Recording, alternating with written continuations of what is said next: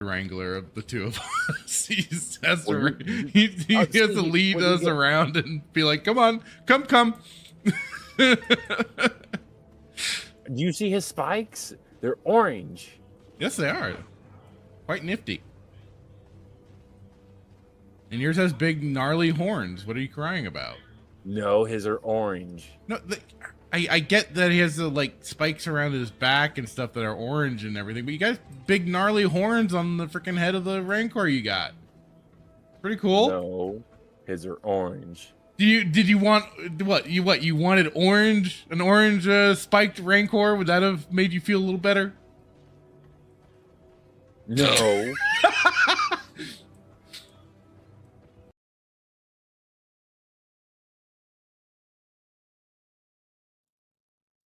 Hello and good evening, everyone. I am the Fractured Boomer. I messed up our intro tonight, it seems, as Static chimed in saying, Boo can't hear South Park. I think we got a boomer here. It does seem I screwed up somewhere, and I don't know why or how, but I accidentally replaced part of the sound file and messing up part of Hitman's rant of him talking about the Rancor, which, you know, and him saying, so I apologize. That's not the intro. I know, and it would have kicked over with the middle of it, and the intro would have started normally. It looks like I'm looking at the video file itself. I don't know how the Force Commander trailer got put twice like that, but it did, and I screwed up. I'm sorry. What happens when we take 2 weeks off? We just get the boomers. I am filled with shame, and I'll try and do better. This was not how I wanted to return. Anyway, I'm the fractured. You just completely just botched everything. Right. At least we're live and people can hopefully hear us and hear you. Yeah. Hopefully. I mean, I see your sound bar working. So, yeah, I'm the fractured filter. We're back. We're on episode 134, and with me tonight, as always, Jay Hitman. How are you, sir? I'm good because I have yet to boomer things that bad. So I should put you in control of this one day. No, absolutely not. This is your ship. I'm Lieutenant Commander here. I'm number one. You're hard. I'll run to the ground, man. I don't want that. I'm here to do PR and lift heavy things. That's it. I can barely open up my email. Oh gosh, that's funny though. Maybe just static to make the boomer comment when you fell asleep, but they actually thought that you did boomer it. Which you need to clip that. We got to figure out. Wait, clip what? Well, I wish somebody did clip when you fell asleep, but they thought that you boomered it. Oh no, I did clip that. Oh, did you? When you fell asleep? When I fell asleep playing Sea of Thieves, I clipped that and I put it. Hang on, yeah. What's this? Yeah, I clipped it. I clipped out me falling in the chair and breaking my chair. I clipped that. I'm willing to make fun of myself. Do you ever get a new chair? Yeah, I got a new chair on sale. Did you have a moment of silence for the chair that? Yeah, I do need to give it like a Viking funeral or something, do it right. But yeah, I clipped out the Well, I'm proud of you. Yeah. Oh man. Because like I said, I'm not above it. I'm more than willing to take a swipe at myself. I mean, I've clipped more than enough of your stuff being goofy. I mean, I think that's what makes our show great, because we're willing to make fun of ourselves. Like when I accidentally did not mean to fall off the edge, but I fell off. Oh, I know that I had that again, and it was gonna be so much fun. And I don't know what's great. What's a better moment? Me falling off on accident, or me following the wrong person thinking it was Sheepster for 5 minutes? And you guys like I said, I even had done that at one point. No, this was like 5 minutes. I was getting irritated. I was like, I know they're both. I think probably impromptu, because I did not mean that. Well, I think what was just funny was just you recreating the moment and being like, "Oh my god!" and then you actually fell. I was like, "Oh, I did it again." there he goes. There he freaking goes. But let me take a quick look at the chat here. Got the backseater been popping in a lot lately. Saying hail fractured filter and Hitman. Hello, how are you doing? Static with a hello question mark. Yes, live this week. And hello, Ariel O'Neill Ballet. How are you? Says this just in. Fractured filter smells. He hasn't changed his filters in years. Why change perfection? Right. I mean, let's be honest. Backseater says, I bet you John Roca doesn't know the Rancor homeworld. God. Static says, both coming in loud and clear. Fantastic. I haven't boomered that. Awesome. Backseater says, Fractured Filter, did you take a gander at the video I recommended for you and Jay Hitman? I did.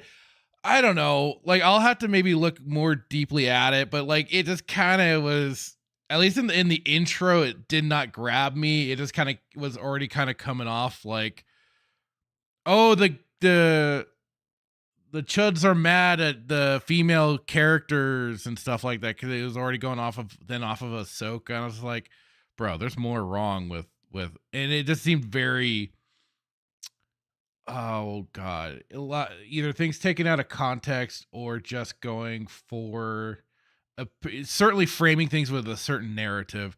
I don't know. Maybe I'll look at it a little bit more, but we'll see. But I appreciate you sending that to me, dude. And hello, Melissa Lord, saying, "Hey, Fractured Filter. Hello. Melissa. How are you doing tonight? Thanks for stopping by." Hang on. I'm trying to find the. I know I clipped it out. I know I did. I thought I put it on the game. Yeah. Wait. Ubisoft clearance. No, it's different. Either I put it on the gaming channel, or I put it on the main channel. I wanted to say I put it on the gaming channel, but it looks like I didn't. It's probably gaming. Fractured Filter. That falls asleep. Okay, this is bringing up some weird stuff. What the hell? I put in Fractured Filter falls asleep, and it's giving me a bunch of weird shit. What the hell? What the hell? But yeah, like it is. You know, I should get the clip though, and probably put it in for the intro.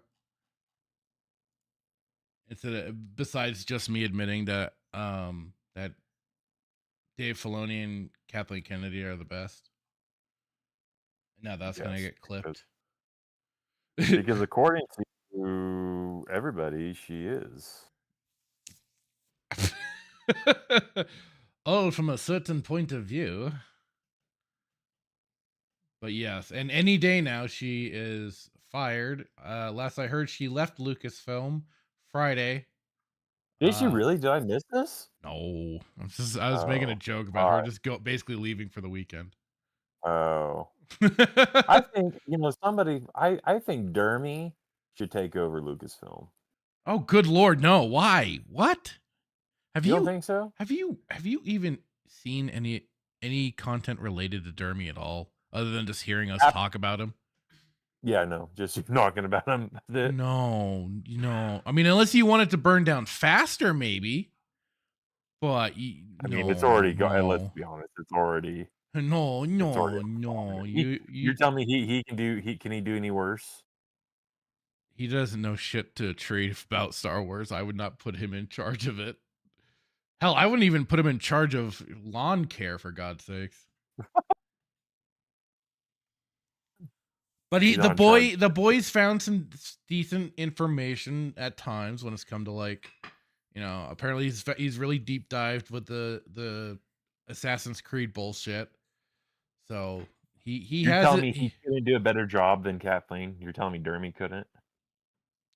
I mean, I don't know.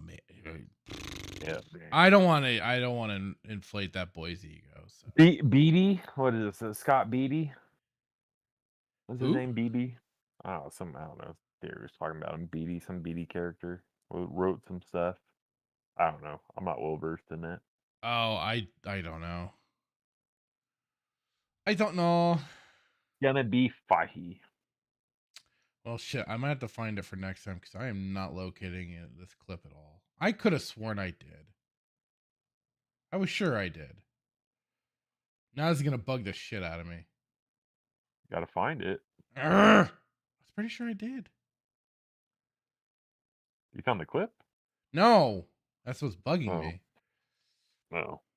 You should have like just a file of all of our shenanigans. I don't know if I know I've like saved the clips as backup. So where did I put them? Hang on.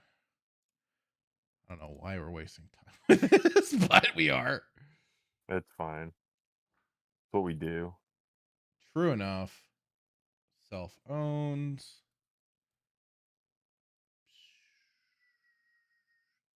Yeah, I've even clipped myself. Yeah, Static says Dermy would pass it off to Adam, the Renaissance nerd. Yeah, pretty much. Yeah.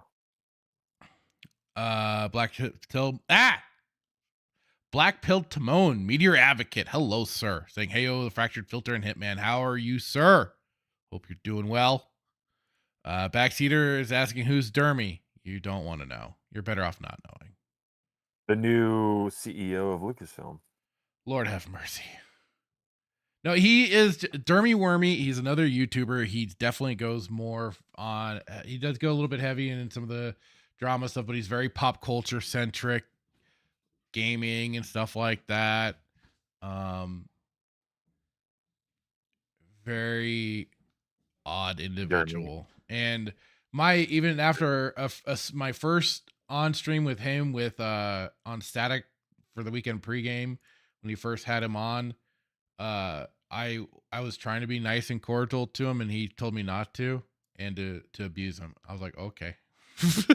So He's like, okay. I'm like, okay, then we have set the tone for everything. Gotcha. Abuse it is. I was gonna be nice, and yeah. All When right. they did Snow Angels in the mud or something. Is that what he did? Somebody told me. He went out and did Snow Angels or something. I don't know. Anyways, He's a very odd peacock, if anybody wants to know, I guess, apparently. I've not met him. I've not talked to him. I gave him a follow, and the bastard didn't follow me back, so I'm going to unfollow him. there you go. That's how you treat him. Backseater says, why is his PFP personal profile Cyrus from Pokemon? Whose? Dermy's? Oh, I don't know.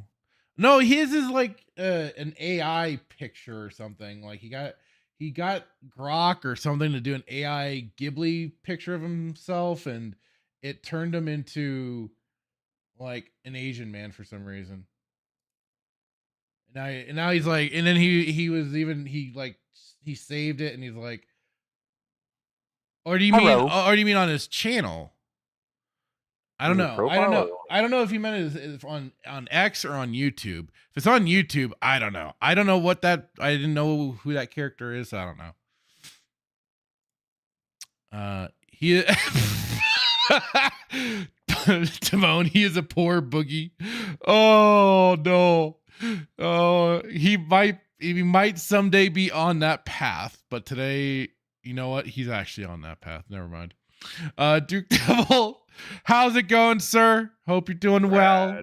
There is not enough time to get into the history of Dermy lore. This is true. Well, something happened this weekend, apparently, and I wasn't able to really look at it, but there was some choice words for him. Wait, what's that? In the group chat, like there's some like massive retardation going on or something. Wait, I said that, or who said that? Somebody said it. I don't know. That. Oh, yeah, because Dermy was apparently going to get Brad to write him some legal documents for some reason. Oh, and that didn't happen. Yeah, I don't know what happened. I forget. Honestly, so much nutty nut barness with that boy. I can't follow everything. And then the YouTube autisms or the X autisms. I don't know, dude. Anyway, I have my hands full doing this show, let alone anything else. Right. Okay, so we're getting people filing in here. Let's do we got a couple announcements. So for one, the first one that I'll make is in April. I've already kind of talked about it a little bit. I am going to be taking a chunk of time off, and for one particular day, it is on the week of my birthday. Doing a 40-hour stream. Let's go. No. I thought that was the announcement. Sorry. Well, it is so Wednesday the 23rd, which is the birthday. I am gonna do, I think, a special stream, and I will be, trying to do it for a good long day, a good portion. I'll see how long I can go. I'm not making any declarations of 26 hours stream or any nonsense like that. 27. You should have your age. I am not gonna. I'm not gonna try that sort of thing. I'll just stream, and there will be no. I'll probably go from morning until well into the afternoon, maybe into the evening. Like I said, we'll see how long I can go. And I think that'll be the fun part of it. And They say 80% is mental, so I think you probably. Oh could yeah, do that. if I psych myself up. But yeah, that's the big thing right there, and I'm debating on kind of what I want to do. It'll probably be partial gaming, and then also just chit chatting, bringing people in, maybe people that I know, and we can shoot the shit. I was thinking of getting really spurgy and doing it as a Lego building stream, just to have some You fun. should for Because Back to there's the Future. there's the Back to the Future DeLorean Lego set that I've had my eye on for a long time. And if I'm a sucker for any series, it's that one. So but yeah, otherwise it'll probably be mostly like gaming and everything like that. Having fun, just like I said. And if you're able to drop by, I know you're usually working late, so Oh yeah. Stop by. If you do the 40-hour stream, then I'll for sure be able to do it. Like I said, I'll see how long I can make it. Because then the You next might just go 40 hours, man. Like you never know. and hello Decrepit, because also I believe I'm going to be joining him and some others for Revenge of the Sith stream, the 24th. Yes. So there's also that. That'll gonna be fun. I've got already I still have my paperback of Revenge of the Sith with the certain parts that I have marked. So yes. I'm stoked.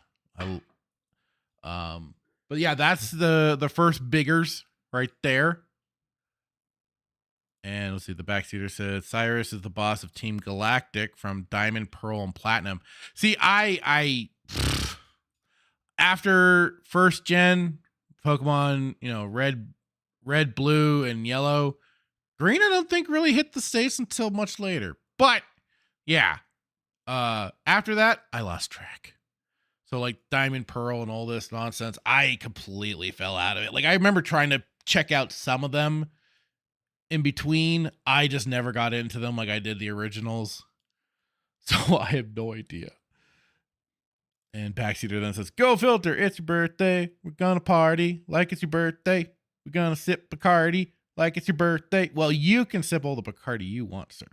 I let people have that fun. I am just not one that partakes. But yeah, so that was the first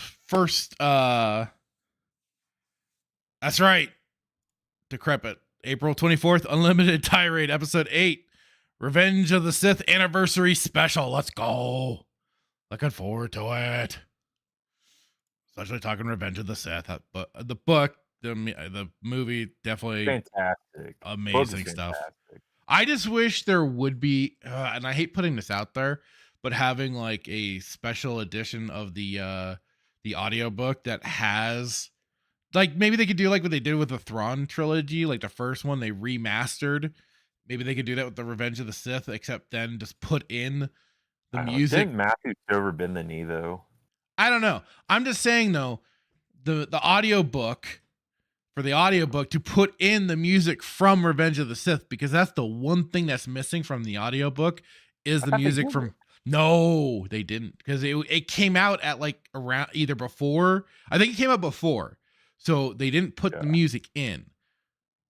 And I wish there would be like a new release with the soundtrack that has the Revenge of the Sith score, because that score is just freaking phenomenal.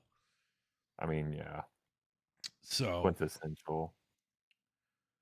So yeah, looking forward to that, and my birthday stream should be fun. And then we do have another announcement that we want to make to let everyone know. We are going to finally, after a long time, kind of go back to some of our early roots of what we first started doing on this channel, or on this show in particular. And what was that, Hitman? To start digging into EU. So if any of you have been with us since day one, we started this show by reviewing comics, Dark Horse specifically, Dark Empire, correct? I want to say that was the one, yeah. Dark Empire, yeah. And we want to get back to that. Some of this inspiration, I kind of got back from just kind of Star Wars Marvel purist Justin, and just I was just thinking about it. I watched a video a couple weeks ago, and I don't know. I want to get back to EU stuff. Really just defending it, going into it, honing into it, and I think it'd just be fun. Thought Yeah. about doing books, but I think the comics are just kind of an easy place to start. Yeah, because I you like only I have said, to- I have a resource that's easy to then right read those books. without getting whatever. It's But, tougher to find that sort of stuff with like books. So yeah. So, and who knows? Maybe we can start doing books, at least the ones that we both read, and Oh, go that absolutely. route. But definitely, I think their comics will be good because there's a lot of good comics. I'm not an expert on the comics, but there's a lot of good lore out there, and excited to explore it. So Yeah, and we'll have our own segment dedicated to this. that's right. And you brought that up to me, and I thought that was a really cool idea and a really good thing to get back to. Especially since we've ended the shows with our bit of positivity of like watching Stargate SG-1. Yeah. And we've been taking part with Brad on his channel watching Star Trek Deep Space Nine. Oh, yes. And so it's been a lot of fun, doing these kind of things for, to bring people in with the positive angle. Even though I just recently said on X, I need to go back. I just need to embrace being black pilled fractured. Because positivity does not suit you well. I know, I got lambasted anytime I was trying to be positive. I think Brad was just no, Brad was just he's just jostling me, but it is like, well, sometimes I just feel like I should just re-embrace the hate. When pointing out that it's uncharacteristic of you to be so positive. Even what he was saying was such a dog shit episode. Yeah. Which, Actually, to be he fair, he he wasn't. You guys weren't wrong about the episode, but it's like in comparison to today's, shit that we get from all the properties out there, it's like, it's not that bad in retrospect. But man, he still finds the hate for that episode. I'm just like, I kind of dug it. It was pretty bad. But I was put in my place. So, but yeah, back to that. We're gonna be deep diving EU stuff again. Looking forward to it. I'm gonna try and cook up a video for it as a little segment launcher. So especially I know if it's like, to clip it out and everything, it'll be really easy to find. So I just gotta piece that together, and we're gonna start that next episode of Saturday Night Sith, I think, and we just gotta decide on which book we want to read first. If anybody in the chat has a suggestion, that'll be cool. Yes. Otherwise, a lot of comics, and I could be wrong, but I don't know if a lot of these were 6-issue, 8-issue. I mean, typically comics are either 6, 8, or 12. Some, or unless some can go a little longer, yeah. And we'll go book by book, and we'll kind of like how we did with the episode reviews. We'll maybe have our notes and maybe a panel or two that we particularly like to show off, sort of thing. At least certainly for the comic idea. So we're gonna be retreading some of our roots. It'll be fun. I'm looking forward to it. Brad says, we can feel your anger. It gives you strength. Focus. I mean, you're not wrong sometimes. It does. It does hone me in on particular things.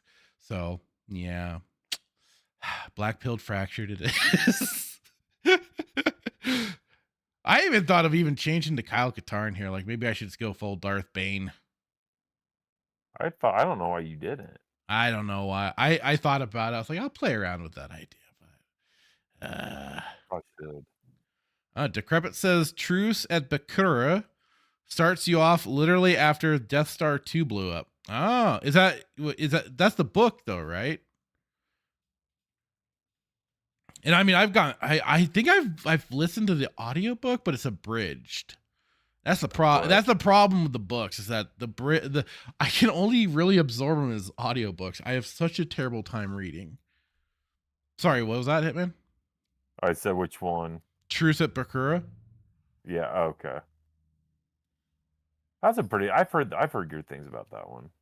Decrepit says, yeah. Okay, so yeah, it is a book. We'll have to. Yeah, he's asking, oh, you doing comics? That's where we kind of want to start things off because, like I said, it's easier for me to have a resource to read them, and everything is kind of tougher sometimes to try and get books, especially like myself. I'm a spastic. I would want the non-Legends labeled books.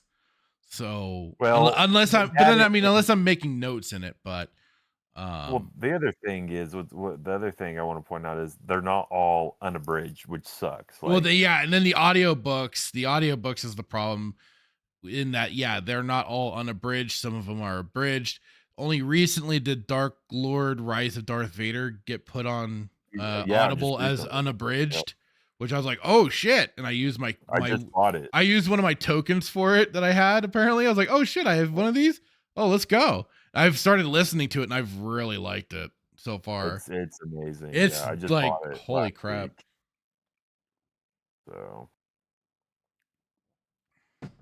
So yeah, you have a complex. If it has the Legends label on it, you will not read it. On a book, I mean, I will, because I did get I got a copy of Revenge of the Sith paperback only so I could make highlights in it because it was cheap. And I knew I was going to be doing that so I could have it as notes and stuff. Yeah. I have a hardcover. I bought you a hardcover edition. I just haven't given it to you yet. You did? Yeah. That's the same when you were like telling me how much of a terrible person I was because I found Shadows of the Empire hardcover. You're like, you bastard. Yeah, Shadows of the Empire. I was pissed with that one for sure.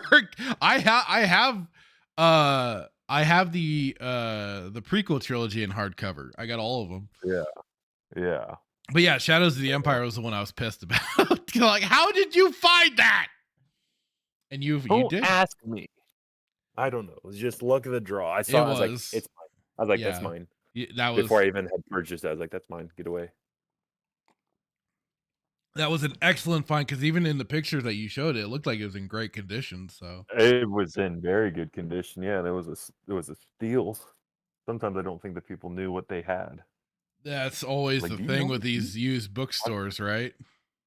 Yeah, I was like, do you know what you have here? And they're like, no. Like you have one of the creme de la creme of Star Wars here. But yeah, so those are probably our two biggest announcements that we certainly wanted to make. And then Decrepit said, I say Heir to the Empire comic adaptation. Yeah, that was, or no.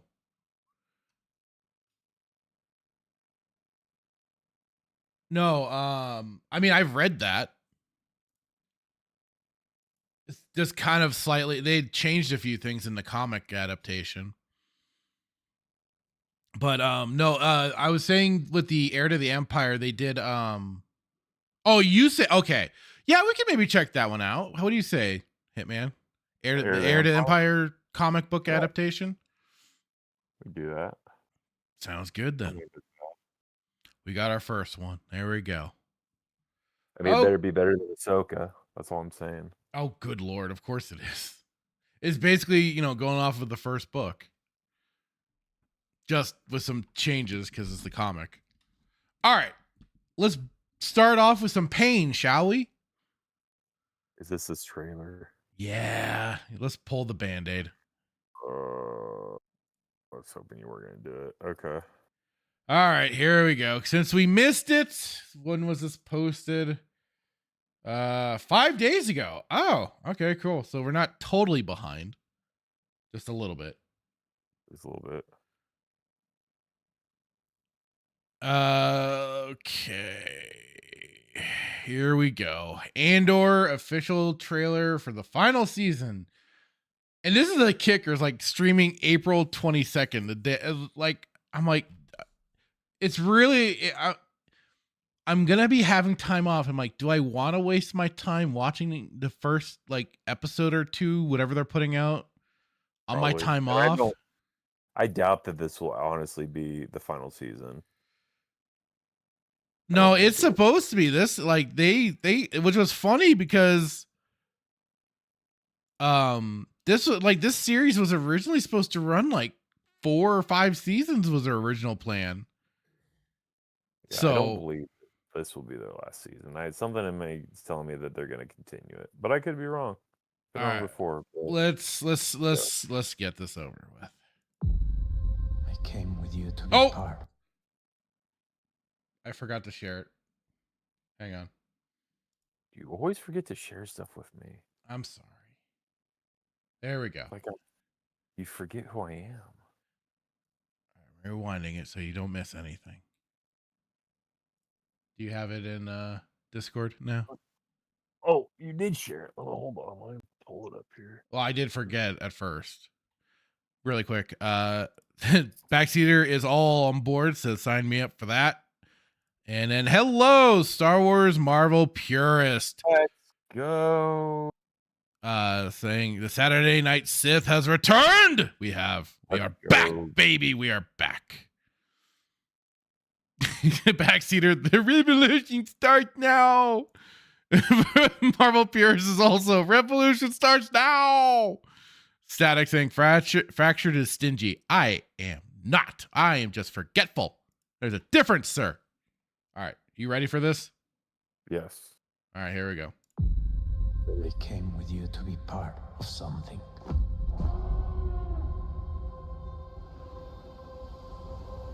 The Empire cannot win.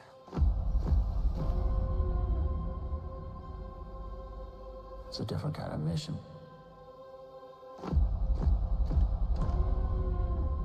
If it goes up in flames, it will burn very brightly. But if I'm giving up everything, I want to win. We have to. We must stand together. We will be crushed. Resistance is absurd. It's a weapon. They're building a weapon. The monster will come for us all. Revolution is not for the saying. You're right here, and you're ready to fight. There's a future here for those who dare.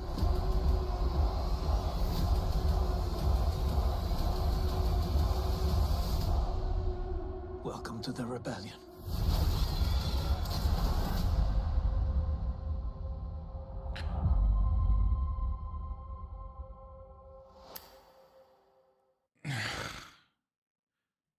I'm watching this.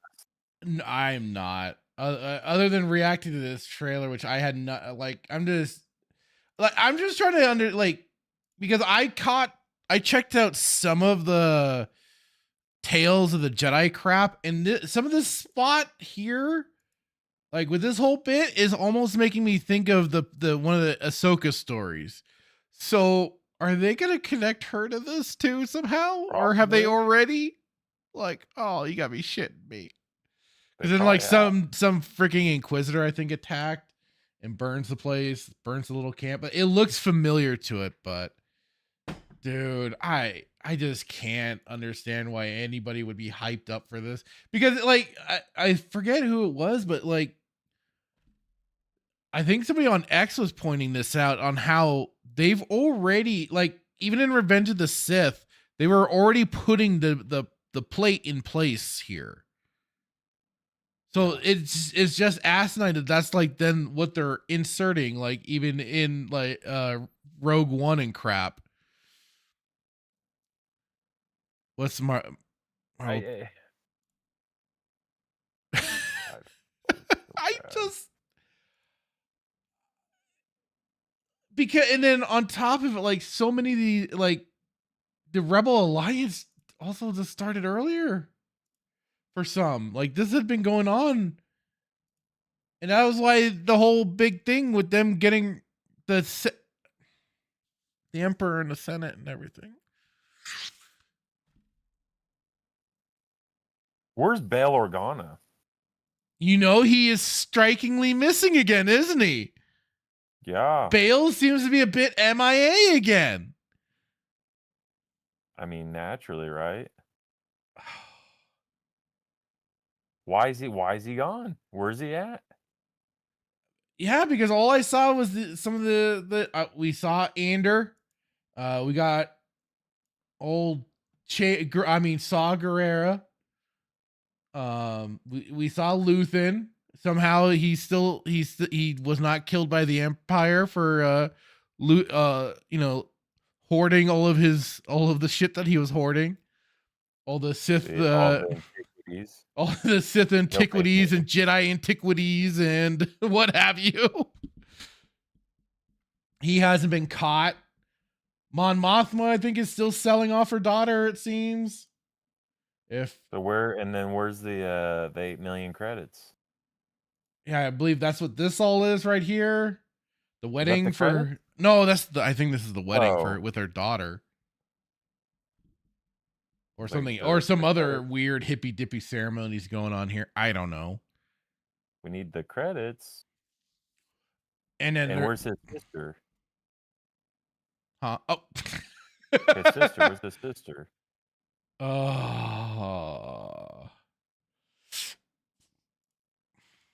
don't know. Val? Where's Val? Who? And her wife, Val, or was it that? Yeah, it was Val. And her wife. Which one was? Wow, the blonde chick that was married to the black chick. See, I forgot the first season. I only remember bits and pieces. Yeah, she had yeah. They have a toy of her at Walmart that hasn't sold yet. Naturally so. The blonde chick that he was that was like, "I'll kill you if you." I remember that one. I think I remember her now. Yeah. Ridiculous character. Yeah, where's she? Where's Serial Boy? Where's his? No, did you watch the trailer? We saw Serial Boy. I did. I know him, but I was like, why is he not together with what's her face? The the Ellen DeGeneres lookalike. Yeah. Yeah, because here's Serial Boy. We got Serial Boy. We still got our Serial Boy. Yeah, this Marvel purist says Bail was cucked out in Kenobi. Yeah, was that where even oh god, I forgot the actor's name, but he was like, you know what? I'm out. No thanks. Don't bring me back. Don't call me. I'm done. It doesn't describe where he's at though. No, it still doesn't. Because he's, where did he go? He has a communicator. Of course, he had one with Kenobi. It's just amazing, like how much they're happily butchering the Star Wars lore for this crap. Yeah. I can't believe I'm putting in Kenobi to find the guy's name. Where is Jimmy Smits? There we are. Poor Bail. Poor Jimmy. He ain't coming back. He said no more.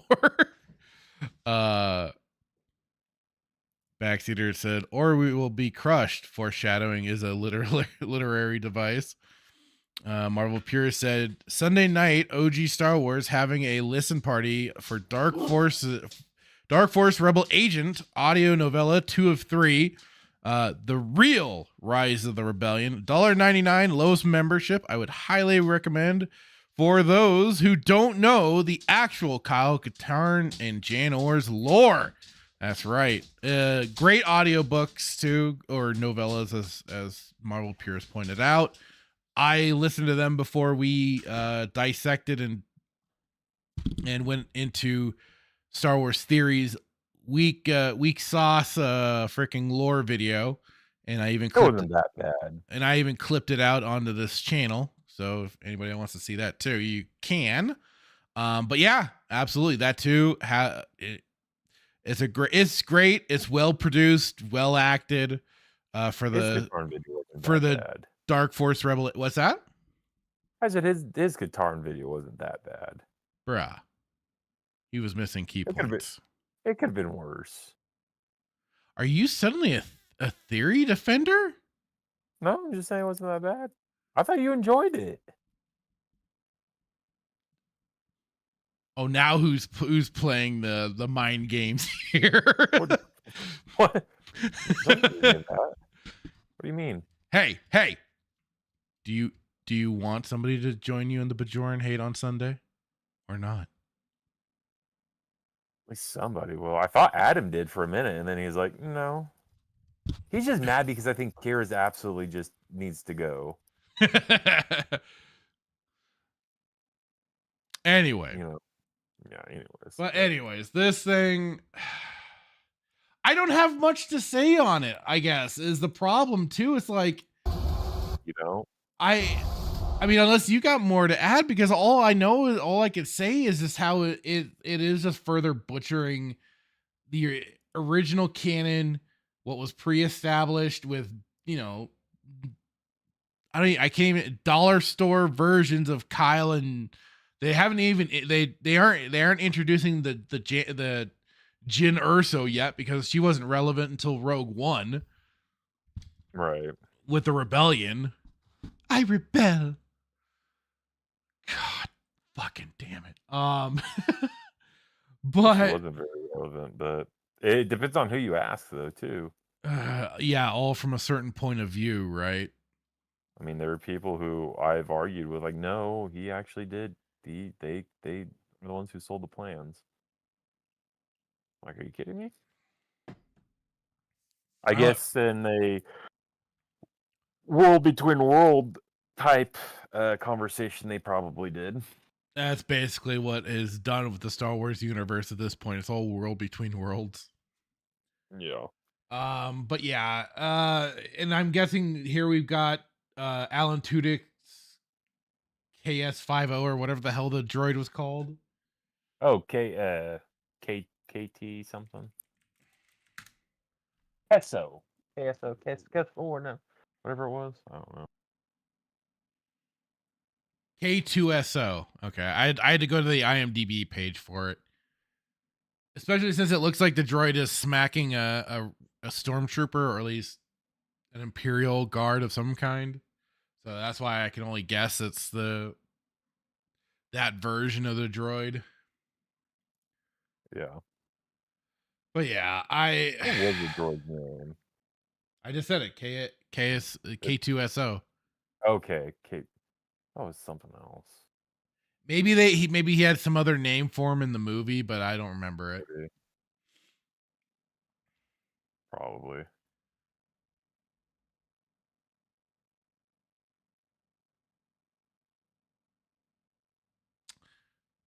I'm wondering where this is supposed to be, considering Star Wars and Lucasfilm and Disney, they all want to, promote their diversity. This crowd ain't looking too diverse that's rebelling against the Empire. Right. Or unless they're cheering for the Empire. It could be that too. I had a little bit of both.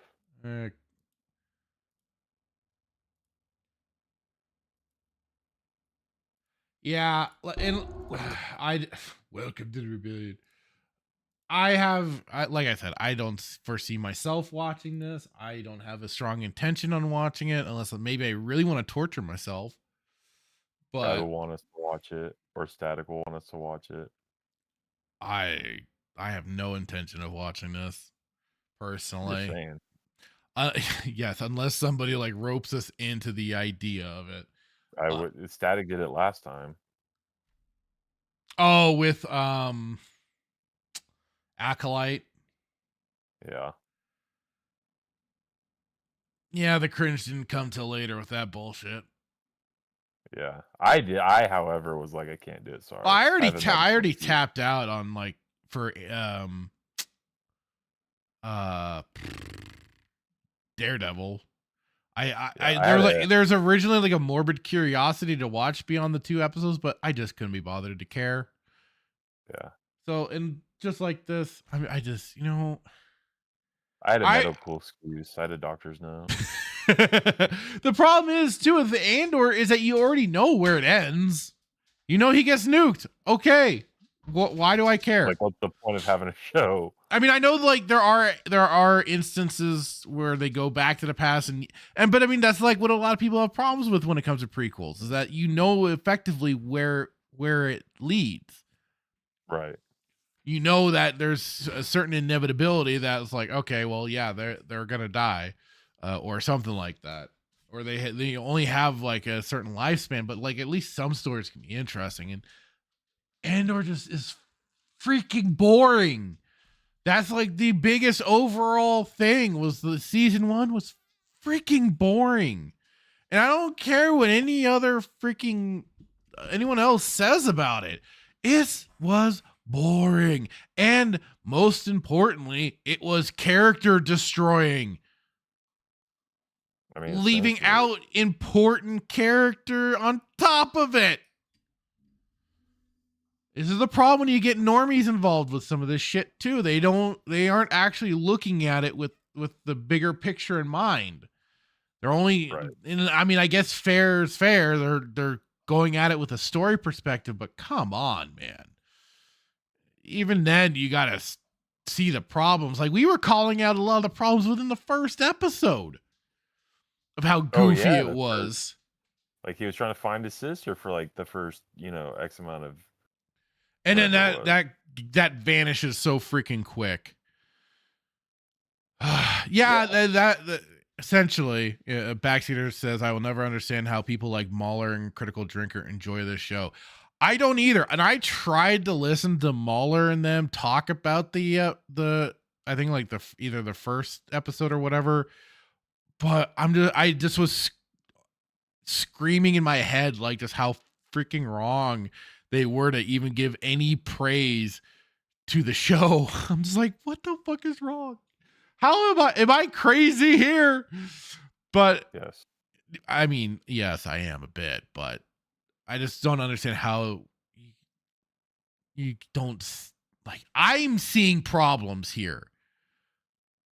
I know I'm being very self-deprecating, but it's like I'm seeing the freaking problems here in these shows, and these people want to like tout themselves as. Oh, I don't fucking know anymore, dude. It's just, yeah. Well, if I could figure out where the credits went, it'd still be a trash show. And if I could find out where his sister went, or who his sister is, rather, it would still be a trash show. Yeah. And if I could figure out where Bail Organa went, it would still be a trash show. But these are 3 critical points, maybe not critical, but at least 2 of them are critical. Like 1, where did the money go? Yeah. And 2, where's Bail Organa? We could even say, okay, well, we're not even going to worry about the credits. Let's just worry about Organa. Well, and or just also the big early point. Where's his sister? Right. Which the subject matter. I mean, the subject got brought up again, only slightly, only for his Stockholm syndrome mom, adopted mom was like, oh, just forget about that. There's nothing to go back to on that. Like, I'm sorry, what? And effectively they kidnapped him and I'm just forcibly removed him from the planet that he was on. Right. I'm saying there's more critical issues there's more issues that we could like overlook. Like right. I'm willing to overlook his sister. I'm as stupid as it is. I'm willing to overlook the credits as stupid as it might be. I want to know Where's Bail Organa? I mean, that's a pretty big, detail that they just don't flesh out. Oh, well, he's gone. He's on holiday, or he just bunked off somewhere. Yeah, it was like, okay, like where and why? Like, forget your credits, forget your sister, forget why Val was even, or whoever the character was, forget why she was even a character in the first place, because that was retarded. It made no sense. She did nothing to advance the story other than like she was kind of the Robin Hood of the group. Right. Married. Wait, hang on. Very Backseater is pointing out that wheat field is supposed to be Lothal from Rebels season 1. Are you shitting me? I don't know. I never finished watching Rebels. Well, he's from season 1, so you would have started out there. Oh yeah. The Kansas field? Yeah, the Kansas field.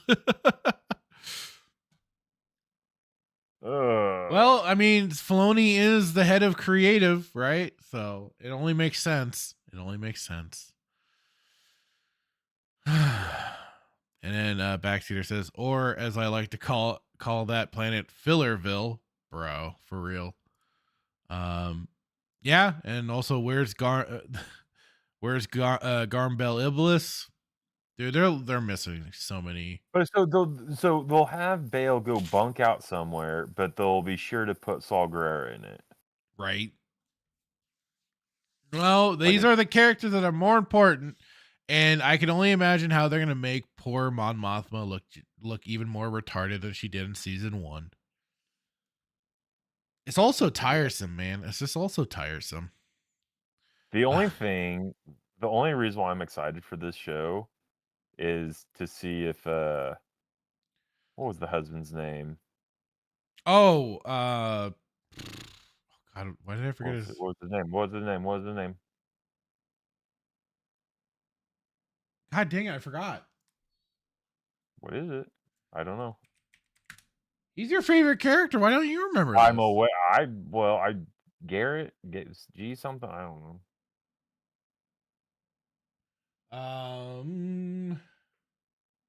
Perrin.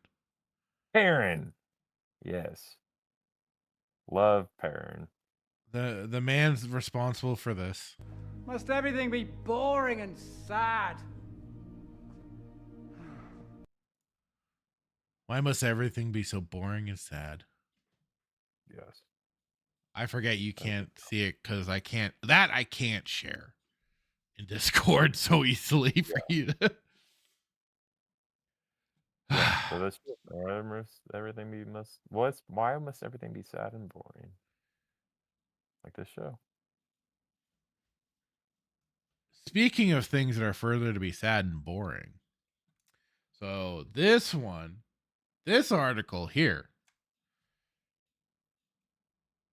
I found thanks to, speaking of OG Star Wars, she was the one that posted this in one of the DM groups. Oh boy. And it continues the Andor pain a little bit. We just got this one more thing and then we'll leave Andor alone. But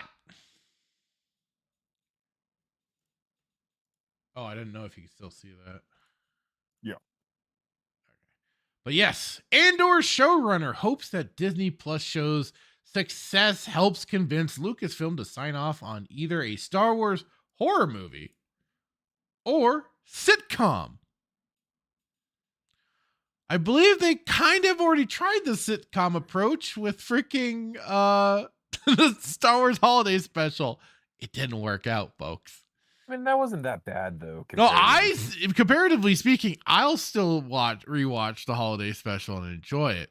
However, I can still fundamentally agree it's a bad movie, and you can understand why Lucas tried to bury that damn thing. I still think it's better than like some of the stuff we're getting today. It's I would leagues. watch that over. It's leagues better than anything we are getting today. But anyway, like the problem is that he's tagging. Like it would have been one thing to say a Star Wars horror movie, which I mean, if you ever like for me, I remember when I played Republic Commando. and you are on the derelict Republic ship. And your first kind of crawling around in vents and stuff like that, there's a bit of some tension moments in that. Where it's like, oh fuck, because you don't know what you're running into yet until you start running into the filthy Trandoshan scum. And you had to put them down. And there's some moment, like they made even Trandoshans look rather frightening. And they do have I forget what the certain event with the zombie troopers that they do. But I forget. I don't know the context of that full story.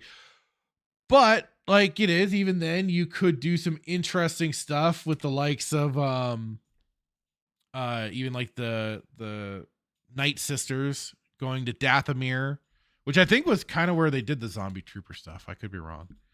But yes, so yeah, a sitcom. So going forward, Andor season 2 is just a few weeks away, and like its predecessor, it looks to be bringing us serious and grounded political story for the galaxy far, far away. See, this at least, hate on Lucas for the prequels, but like at least he put in entertaining shit in between everything. Yeah, he had the kind of, political intrigue and stuff like that going on, especially in Phantom Menace, and then a little more into, the last two, but like at least then there was lightsaber fights and fun stuff going on, and, yeah, and in a killer soundtrack. Like you don't get better than than the movies, man.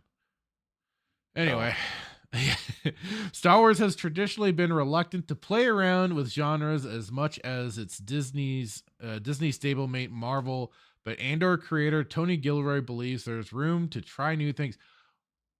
I hate them. I hate their revisionist ways because this is not true. We know this because of the EU, because of the true expanded universe, the true lore. They did try and play around with different themes and genres and stuff like that. Like Backseater points out, also horror movie. Somebody clearly hasn't read Death Troopers or Galaxy of Fear books. So Death Troopers are here with an interesting book. It's like a virus. It's a virus thing, if I recall correctly. I'm assuming that's where they stole the whole undead freaking trooper from Ahsoka, which was just terrible. Oh my goodness. Pretty much. But they flipped the genre a little bit by focusing the one trilogy on Darth Bane, going full dark, the whole dark side. We wanted dark side stories and stuff like that, and we got it. And it was dark. It was brutal. And I fucking loved every minute of it. But this is what's so ridiculous. Yeah.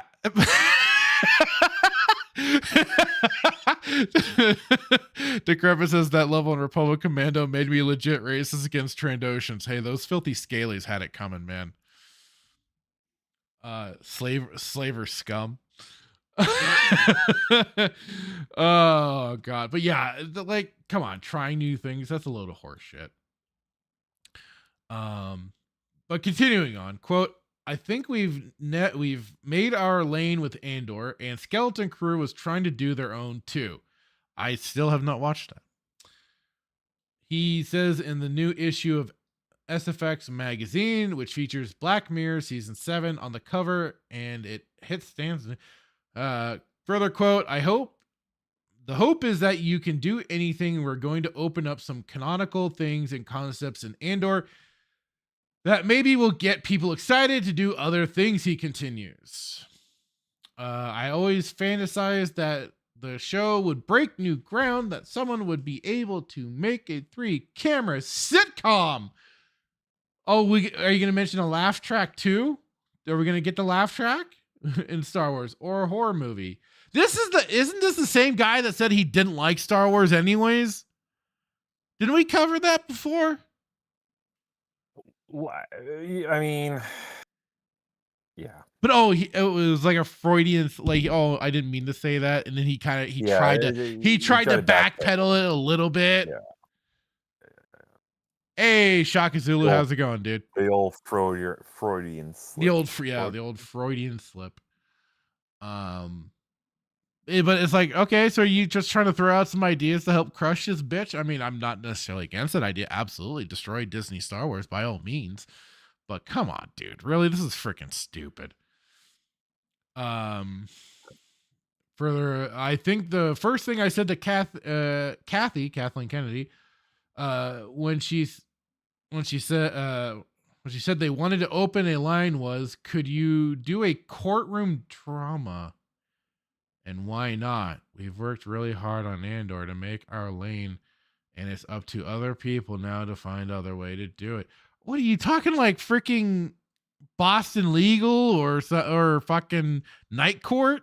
Dude, hey, Boston Legal with William Shatner was good. No, those were good, but they were within there. It wasn't like it was, oh, let's take Star Trek and make Boston, but do Boston Legal stuff. Like that's like, is that what he's trying to get at here? It's like, dude, what the piss off? Yeah, Melissa Lord says, yeah, Gilroy said he doesn't even like Star Wars. I saw that interview. Okay, thank you. Thank you for backing that up. I was pretty sure it was him. We've gone through so much stupid, it's hard to know which is which anymore. Yeah. But yeah, further, this Andor arrives April 22nd. Read more. I don't really, just what he said here is absolutely stupid on its own.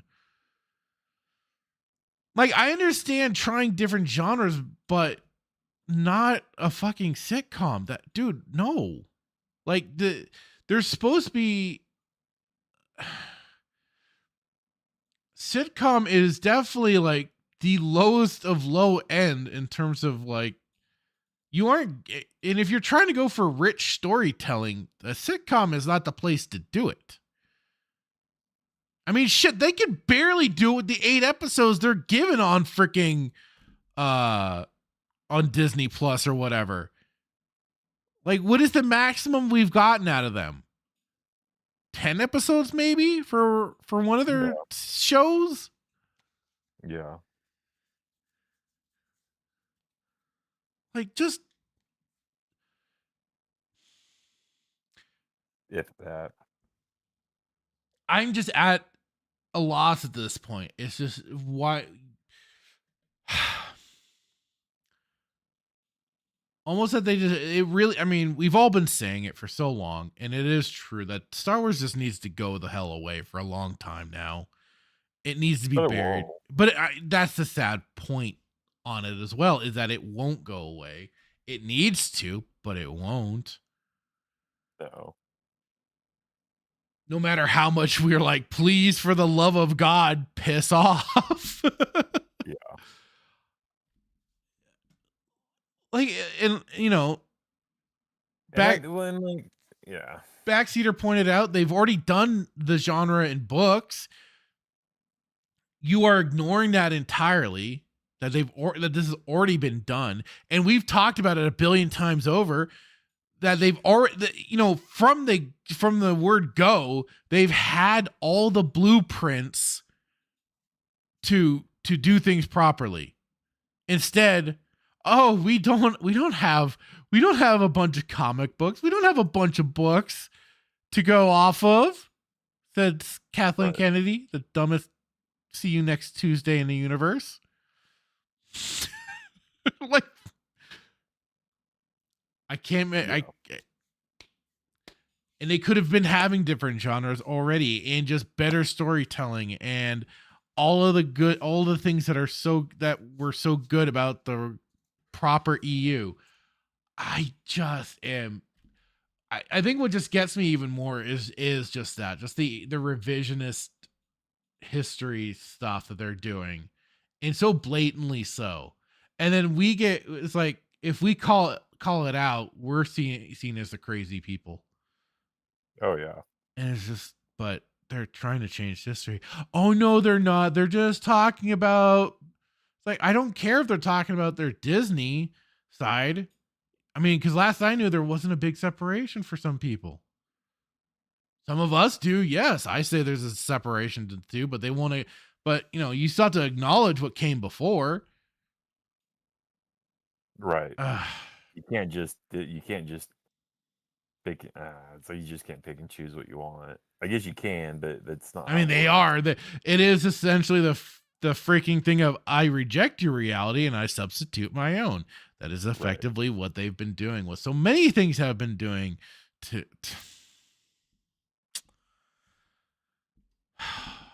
yeah. And I mean, I guess on the one hand, it's a good thing they forget about characters like Kyle Katarn and stuff like that. Like, because I don't want them back. I don't want them. Though. No, they don't, because I keep using them as a goddamn template. Right. So there's no forgetting. It's just defecating on one to make another. Bingo. So. But yeah, that was at least something I was just like, you gotta be kidding me. Really? He said that? And I thought this would at least be funny to bring up. Yeah. And again, thank you to OG Star Wars for sharing this, because yeah, it was a good thing to bring up.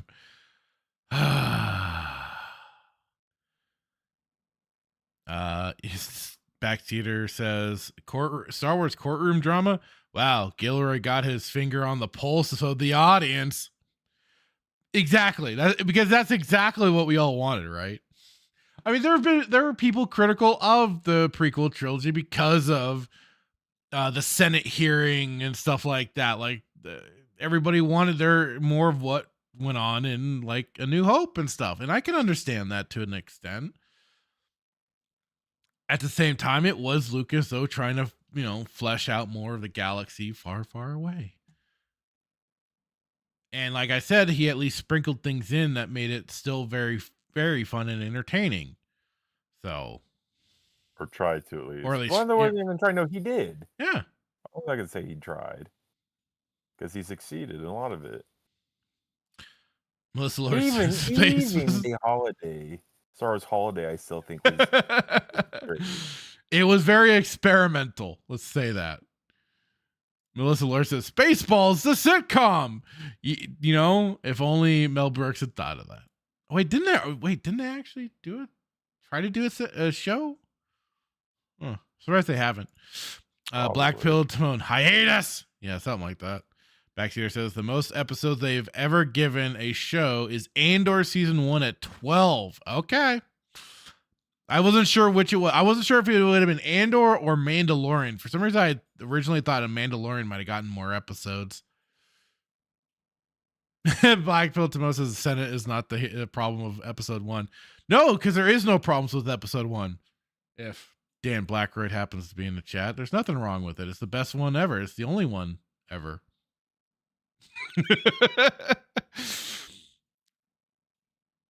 Oh, that's right. There was a Spaceballs cartoon, but it's legit terrible. Yeah, I think oh god, there's a pretty good little YouTube channel that I found, and he reviewed it.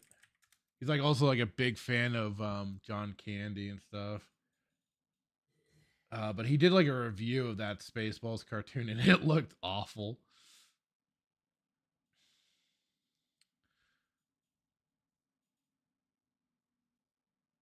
And yeah, so that's the Andor pain.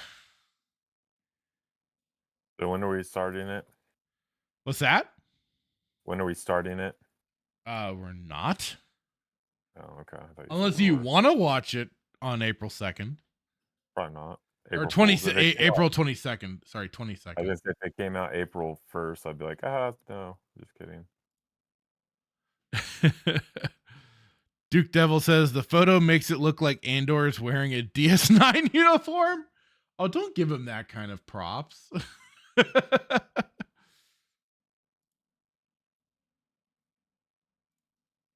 Backseater says Mando caps out at 8 for each season. Okay. Decrepit says, member Thumb Wars? Pepperidge Farm remembers. I never caught that until well after the fact of Thumb Wars. And then like also the weird kind of like, body part TV show, like, because wasn't there like where it's just like the person's mouth, but they're like taught, it was like filmed like with them upside down and stuff. It was weird. There's weird stuff out there. Black Pill Tomo says there's two main problems in episode 1. Anakin is too young, and a political system that gives teen girls the power to rule. Yeah, that's Naboo. Naboo is very weird planet. Let's be real. I mean, come on, look at the Gungans, for God's sakes. Like that planet was doomed from the start, and their whole weird system with very young queens and everything. You might be getting into some weird territory there. Look out for people with mountains as last names. Shakazula says, "Hello, I remember Thumb Wars." Like I said, I remember catching some stuff about it, like, but well after the fact.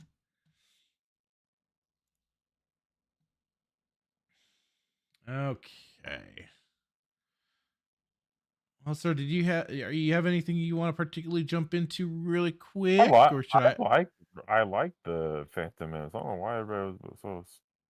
I got nothing against the Phantom Menace. Well, I thought it was good. Everybody out here being a critic. I like the guy. Timon says the Gungans are less dumb than the Naboos. Oh God. And Backseater says everyone says Anakin was too old, but personally, I thought Padme was too old.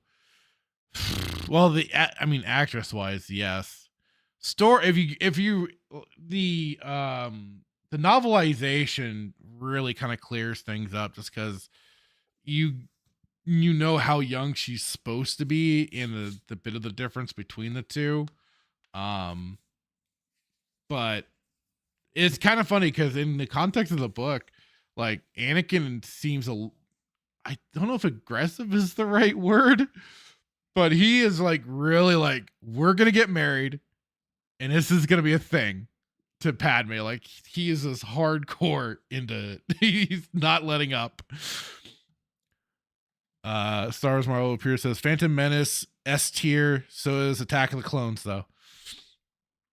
I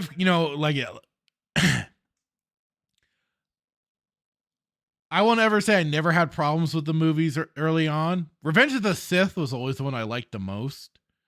But even before I read the novelizations and stuff, I had a great appreciation over time for those movies. Not like the goddamn Disney trilogy. The Disney trilogy is absolute garbage, and there's no redemption for that shit. No time or anything will make anybody ever look at that trash differently. Never ever. So, yeah, but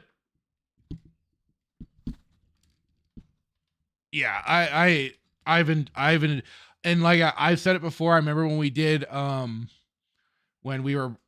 me, my brother, and some buddies, we were playing Star Wars Galaxies when it was live, and we were getting ready for what was called the new game enhancements, the NGE.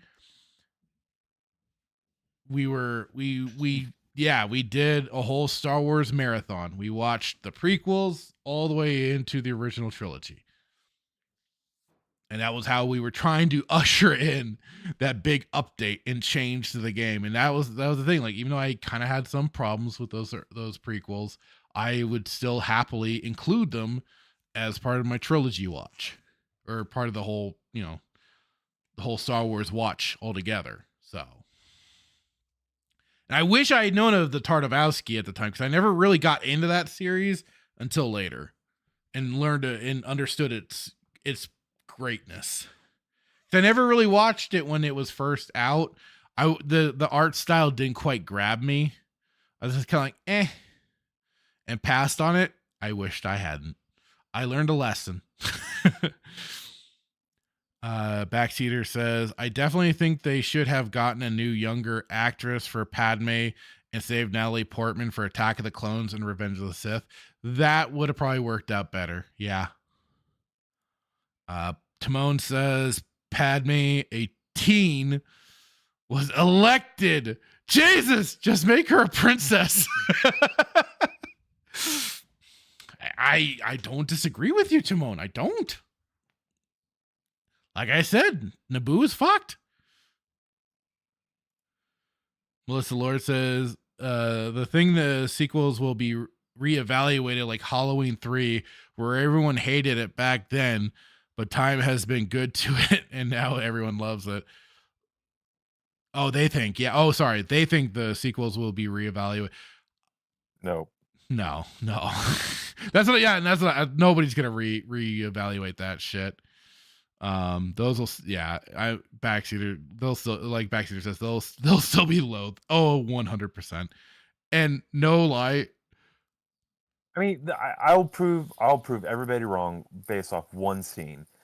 Okay, how do we go from Revenge of the Sith, Anakin and Obi-Wan, that battle, to Rey and Kylo? bro, there's no, yeah, exactly. Like, you're telling me, how do we go from a fight that took 2 years to film to this? I mean, just the pace, I'm dumbfounded, dude. Like, that's just, it's insane. Go from that to this. Well, and 3 years, that's a 2-year fight, 2.5 years to just for that scene. Well, not that scene, but to train for that scene. Well, and then you look at just in context of story and stuff like that. Both Revenge of the Sith and Return of the Jedi have both impactful and emotional fight scenes that top things off for each trilogy. And it's like you don't get more emotional weight and stuff than what both had, especially just like, just Obi-Wan's last words to Anakin. And then flash forward, then you have like, with what happens between Luke and Vader on that fight, and Vader tempting Luke, but Luke not giving into the dark side, and basically giving the finger to the Emperor. All of that is just amazingly well done. And then, like you said, Rey versus Kylo. Like, what the fuck? That's just one of them. Or like, just freaking like, just Kylo just stabbing Han. Like, I know what I have to do. I just don't have the courage to do it. Like, you sound like you're a schoolgirl.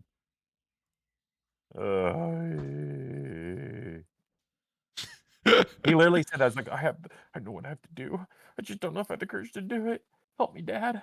Like, and then the dumb girl with the glasses, like, come on, I can't do it now. The pod racing sunglasses.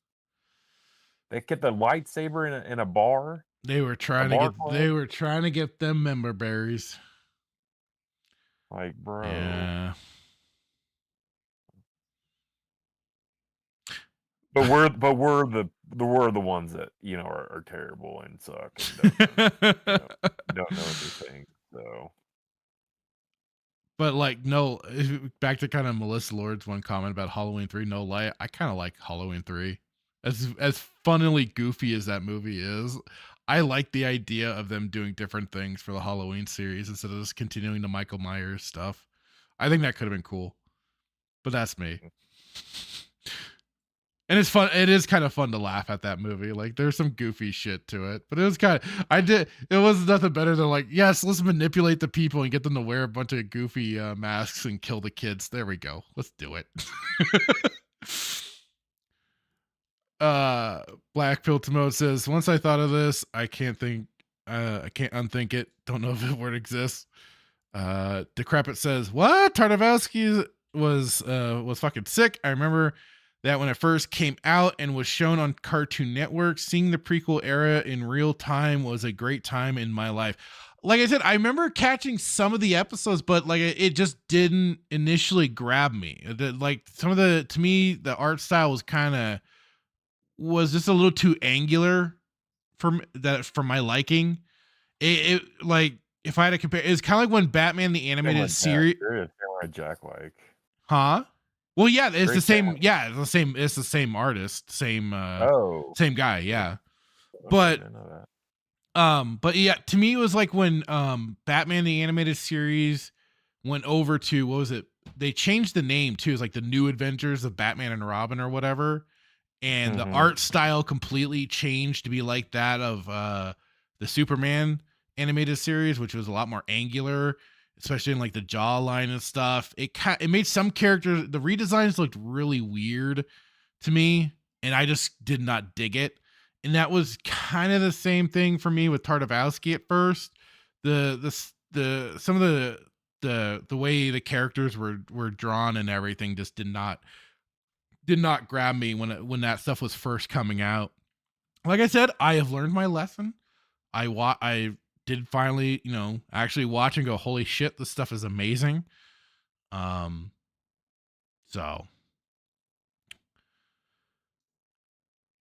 but yeah, I made a mistake. I admit it.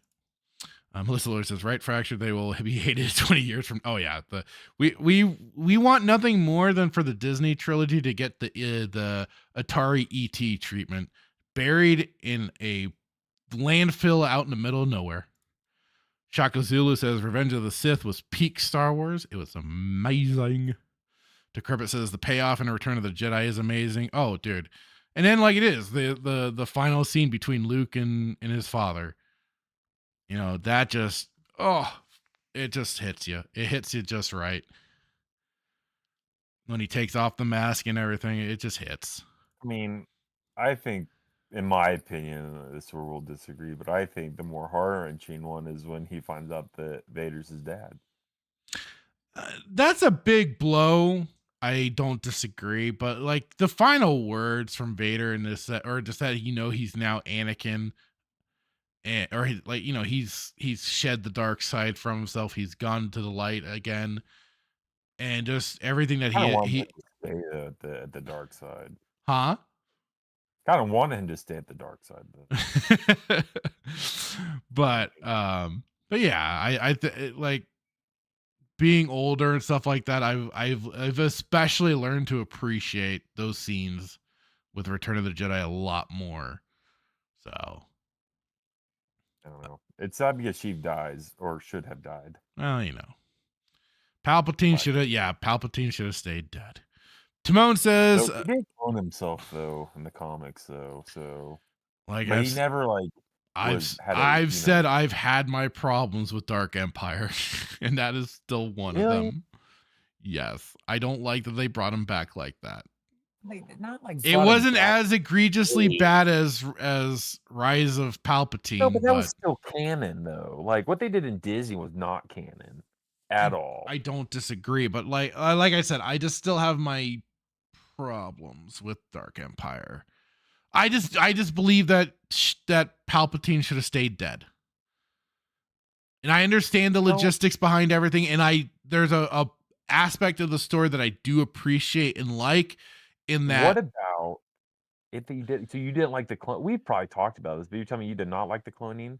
No, I mean it made sense now that like the whole clone. I mean, they only slightly referenced the Clone Wars in A New Hope. But that was it. It was only kind of like the name drop. But no, like what ruined it for you though? Like the whole cloning. It just bugged me. Okay, so originally what bugged me the most was Luke falling to the dark side. That was because he stood up to the Emperor when he was full power, basically. And Darth Vader on top of it. Like he tanked them both and came out on top.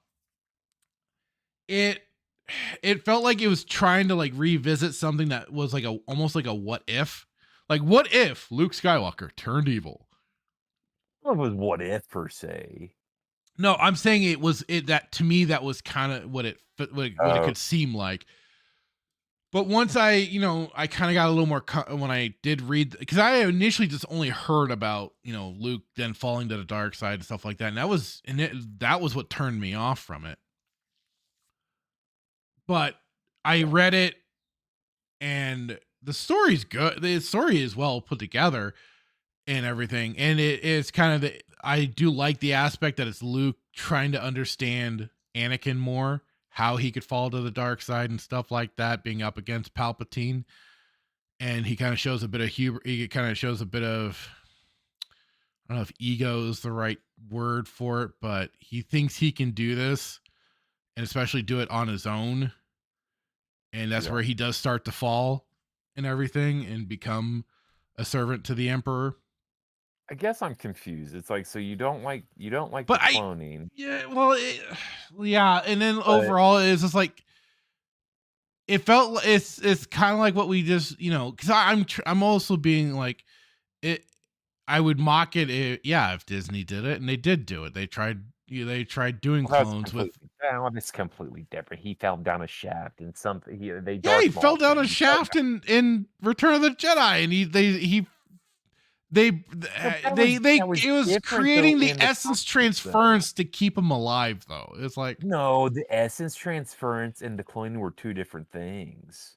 But that's what that's what he used to transfer himself from body to body, though, from clone body to clone body. Yes, but that's not like what they did in Disney. We can sit here and agree that the essence of transference is far more believable and tolerable than going down a shaft and just like Igor, saving him and hooking him up to a medical spine. Because the transfer of essence or the transfer of essence, in my limited knowledge, has been used by multiple people. Like, right, Valerian. I forget where the originator was, but I know Darth Bane got the holocron to learn it, and then it fell into the first technical emperor. It started with a V. Oh, Valkorion? Yeah, Valkorion. Did he use it or no? Yeah, he was kind of using a variation of it, because while he was this is kind of the weird thing, because I think they got like some definite like millennials or some shit to write that storyline, because basically they ended up turning Valkorion into like a weird like Voldemort type of thing, where then he had his soul effectively split between 3 different people: his original form, Valkorion, and Vitiate, the Emperor. So they were doing some weird shit with Star Wars: The Old Republic. That was pre-Disney, though. That wasn't Disney. That was still canon. It was kind of the early days where you were getting close to the sale, because it came out 2011. Yes, they were working on that game for about 5-ish years, maybe more. I don't doubt that. But there was the Clone Wars going on, so you had Filoni floating around. But that's just me pointing fingers, and I just have a love-hate relationship with that game. We're a Star Wars Marvel person. So you're telling me that 2011 they had an influence over Disney? Because I thought it came much later, after the sale, the acquisition, that Disney. Well, some people say like the Clone Wars was kind of like your But the Clone Wars was after 2012, was it not? No, it was before. No, Filoni's Clone Wars was like 2007. It started, or 2008. Somewhere around there. It was early on. Yeah. I don't know. And so people kind of say that's the precursor, before Disney bought them out. But there was the interview. There's a precursor to like the Disneyfication of Star Wars almost with that show. No, but there was an interview with Lucas and Filoni, and Lucas was like, yeah, Marvel Purist says TCW was 08. Okay. I remember seeing an interview with Lucas and Filoni. They were both in the same room, and Filoni was saying some garbage, and George was like kind of going back and forth and laughing, but then he kind of was. I'd have to try. This is another one of your AI interviews that you swear is real, but it actually isn't. No, this is a thing. Not AI, and you can't sit here and tell me that AI video that we watched 2 weeks ago wasn't cool. I'm not gonna say it wasn't cool. I'm just saying you've been bamboozled before, sir. Filoni worked, Dave. All right, let me get to some more of the chat here. Timon said, why I say Anakin was too young. Padme had him falling in love when the age difference is significant at the that age, and the kids he killed in the temple were not much younger for the council to say. He say he was too old for training. My honest opinion, that's or MHO. He's too old for training, but he's too young to date a hot woman. Come on, dude. Shaka Zulu says, right? How do you go from father and son emotional redemption arc to master failing his student emotional arc to someone romantic, two people fighting each other and don't know why they are doing it? Exactly. All right, let's go. Melissa Lords also loves Following 3. Tom Atkins is the man. Like I said, it's fun. It's fun. Oh, that damn Shamrock tune does get like if I hear it, it just gets stuck in my damn head. Shaka Zulu says, I love the 2D art style. Melissa Lord said 2003 Clone Wars is hand drawn and is why it is superior to TCW. Oh yeah, 100%. Like I said, I've become an appreciator. I just was not at the time, and I wish I was. Because absolutely, yeah, you could see the love and care put into that show. And Tartakovsky is just an infinitely better storyteller than Dave Filoni will ever be. Filoni is very hyper reliant on dialogue. Tartakovsky can use limited to no dialogue to tell great stories and just use character, this would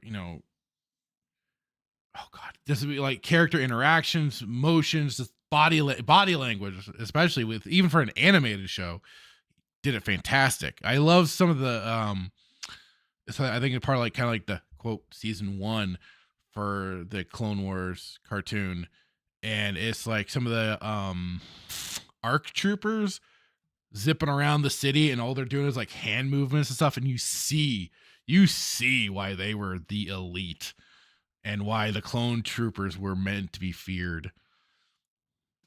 Backseater says, if it makes you feel any better, Filter, Zahn opened up the possibility that Dark Empire Palpatine isn't really Palpatine, but rather an insane clone gone wrong.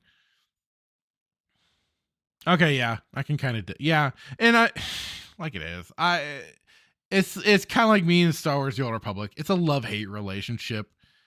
There are aspects to Dark Empire I do like I said, Luke and everything, and his path for his, quest for more knowledge, as it were. Like he wants to know more. He definitely desires to know more, not just about the Force, but even about his own father and how he could fall and everything like that, especially a man like Anakin Skywalker, how that sort of thing could happen. So there's aspects to it I very much enjoy. It's but yeah, insane clone gone wrong, that can work. And probably does, considering the way he behaves. And hello, Aki with cool.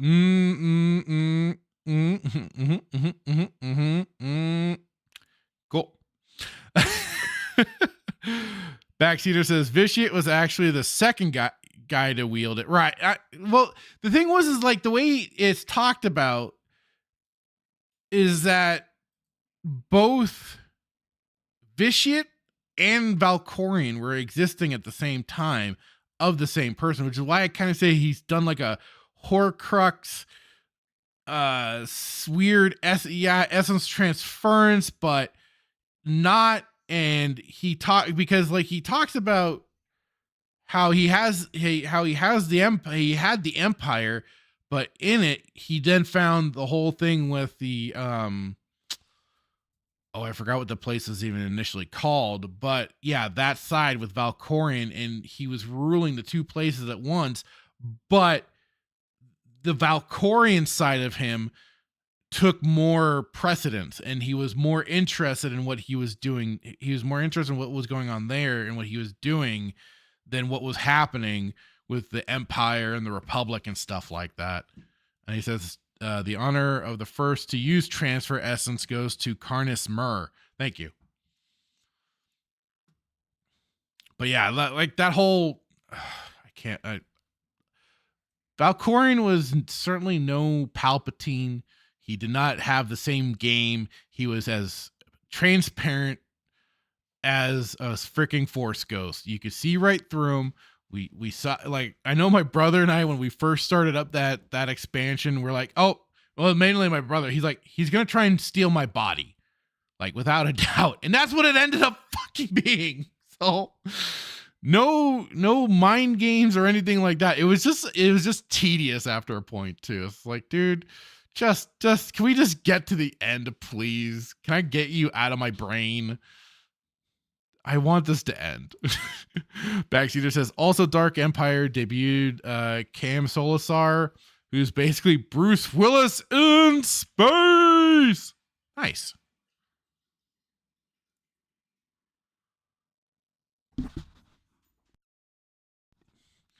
Star Wars Marvel Pure says, Matt Wilkins brought up a good point about the significance / importance of Dark Empire, especially in my opinion with the New Jedi Order era.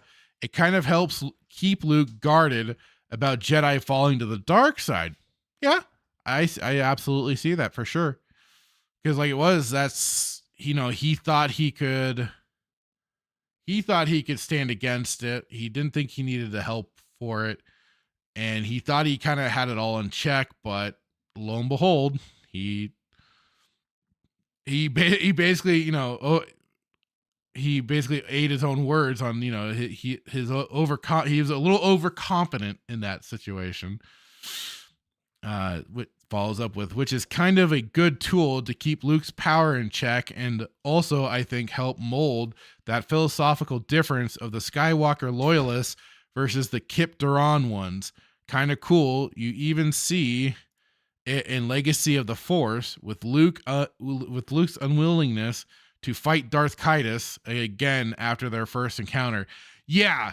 Oh, for sure. And I thought it was pretty well laid out with Legacy of the Force too, because everything that also went down is like, yeah, Jason killed his wife and everything, and he killed, was it Lymera, who was certainly goading him into it. He was definitely not in the right headspace to take Kaitis on without being susceptible to the falling to the dark side again. So, yeah, I absolutely see that. And that's why then Jaina got trained up for it. So, yeah. Good times. All right. So this next one I want to go into, we're gonna be kind of keeping things pretty Star Wars focused, it seems. We haven't done this in so long. I know. This one I did want to get to when before we took our little hiatus, but here it is. So this was interesting, I thought. George Lucas axed Star Wars series cost $40 million an episode and would have blown up the franchise. Disney would have never bought Lucasfilm if it got made. I think I got the right thing, because it was supposed to be about, apparently he had something like 60. Yeah, okay, so yeah, this is all part of it. So yeah, George Lucas, Star Wars producer Rick McCallum, recently appeared on an episode of Young Indie Chronicles podcast and teased what would have been Star Wars Underworld, which I believe we looked at was it like a pilot thing that was put out or leaked or whatever? We looked at that a while ago. It looked kind of cool. Talking about, kind of having a different genre and everything. An ambitious television series that was one of the last Star Wars projects Lucas was working on before he sold the franchise to Disney in 2012 for $4.5 billion. The series was set between the events of Revenge of the Sith and A New Hope, and would have acted as a bridge between the original Star Wars trilogy and the prequel trilogy, the latter of which McCallum produced. Quote, I think we had over 60 scripts, like third draft scripts, McCallum said, noting they brought the most wonderful writers in the world to Lucas Skywalker Ranch to map out and pen the series. These were dark scripts. They were sexy. They were violent. They were absolutely wonderful, complicated, challenging scripts. McCallum stopped short of providing plot details for Star Wars Underworld, but said the series would have blown up the whole Star Wars universe, and Disney would have definitely never offered George to buy the franchise. The producer said not making Underworld remains, quote, one of the greatest disappointments of our lives, adding, the problem was that each episode was bigger than the films. So the lowest I could get it down to with the tech that existed then was $40 million an episode. The series effectively died when Disney purchased Lucasfilm and Lucas exited his post at the company. Kathleen Kennedy, who joined Lucasfilm in 2012 as co-chair alongside Lucas, was named company president after Disney's acquisition. She'd bring Star Wars to television years later with projects such as The Mandalorian, Boba Fett, Andor, Skeleton Crew, and more. Kennedy also shepherded a sequel film trilogy that included Force Awakens, Last Jedi, Return of Skywalker. I think somebody needs to go back and redo that because it was Rise of Palpatine. It's like they got the third movie of a previous installment a little mixed up. Anyways, just a little bit. Excuse me. Lucas said in an interview in 2020 that it was very painful selling his company to Disney and giving up control of the Star Wars franchise. Was that to the White Slavers? Oh, God. At that time, I was starting the next trilogy. There's a quote. I talked to the actors and I was starting to gear up. Lucas explained at the time about why he sold Lucasfilm to Disney. I was also about to have a daughter with my wife. It takes 10 years to make a trilogy. Episodes 1 to 3 took from 1995 to 2005. I'd still be working on episode 9. Yeah. In 2012. Is that 9? 7? Yeah, 9. I hate Roman numerals. In 2012, I was 69. So the question was, am I going to keep doing this for the rest of my life? Do I want to go through this again? Finally, I decided I'd rather raise my daughter and enjoy life for a while. Lucas contemplated not putting Lucasfilm up for sale and instead having somebody else run the production of his planned sequel trilogy, but that isn't retiring. I've spent my life creating Star Wars 40 years, and giving it up was very, very painful, he added, but it was very right thing to do. No, it was not. How dare you, sir? You are not right in the head. Where does the mouse have a gun pointed at you? Yes. I mean, like yeah, he made his money.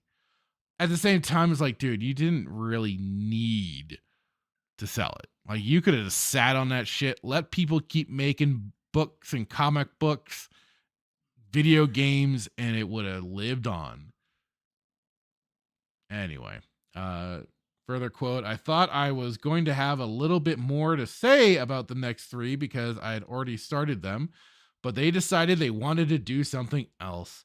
Things don't always work out the way you want. Life is like that. Yeah, from my understanding, from even Bob Iger's book, he slid the rug out from under you, Lucas. So, yeah.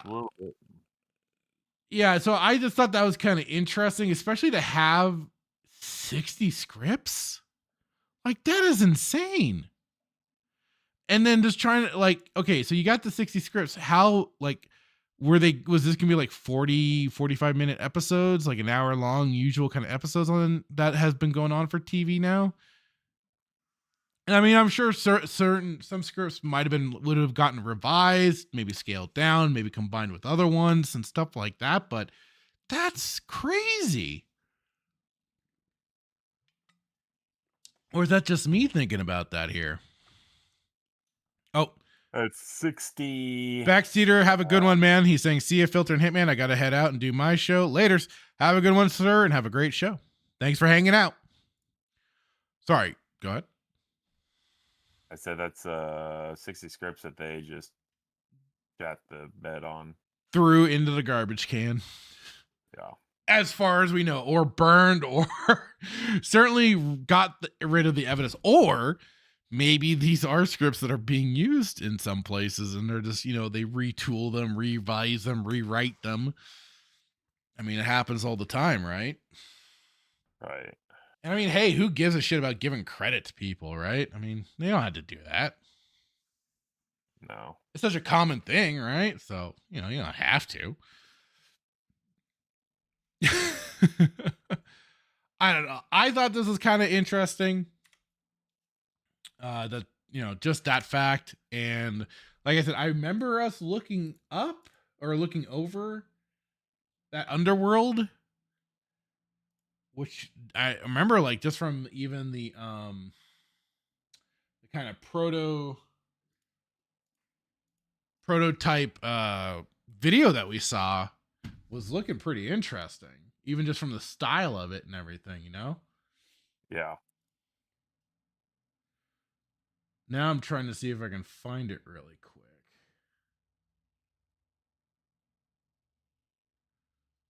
Because like I said, I could have sworn we did look at it.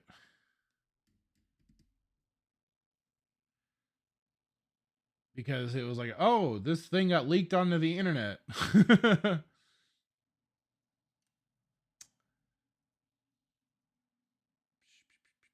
Trying to find it. So do you have any final thoughts on this one, sir? 60 scripts is a lot. That'd be my last thought. And then just think about that. 60 scripts, 60 ideas, whatever you want to call it. Just think about what we could have had. Oh, absolutely.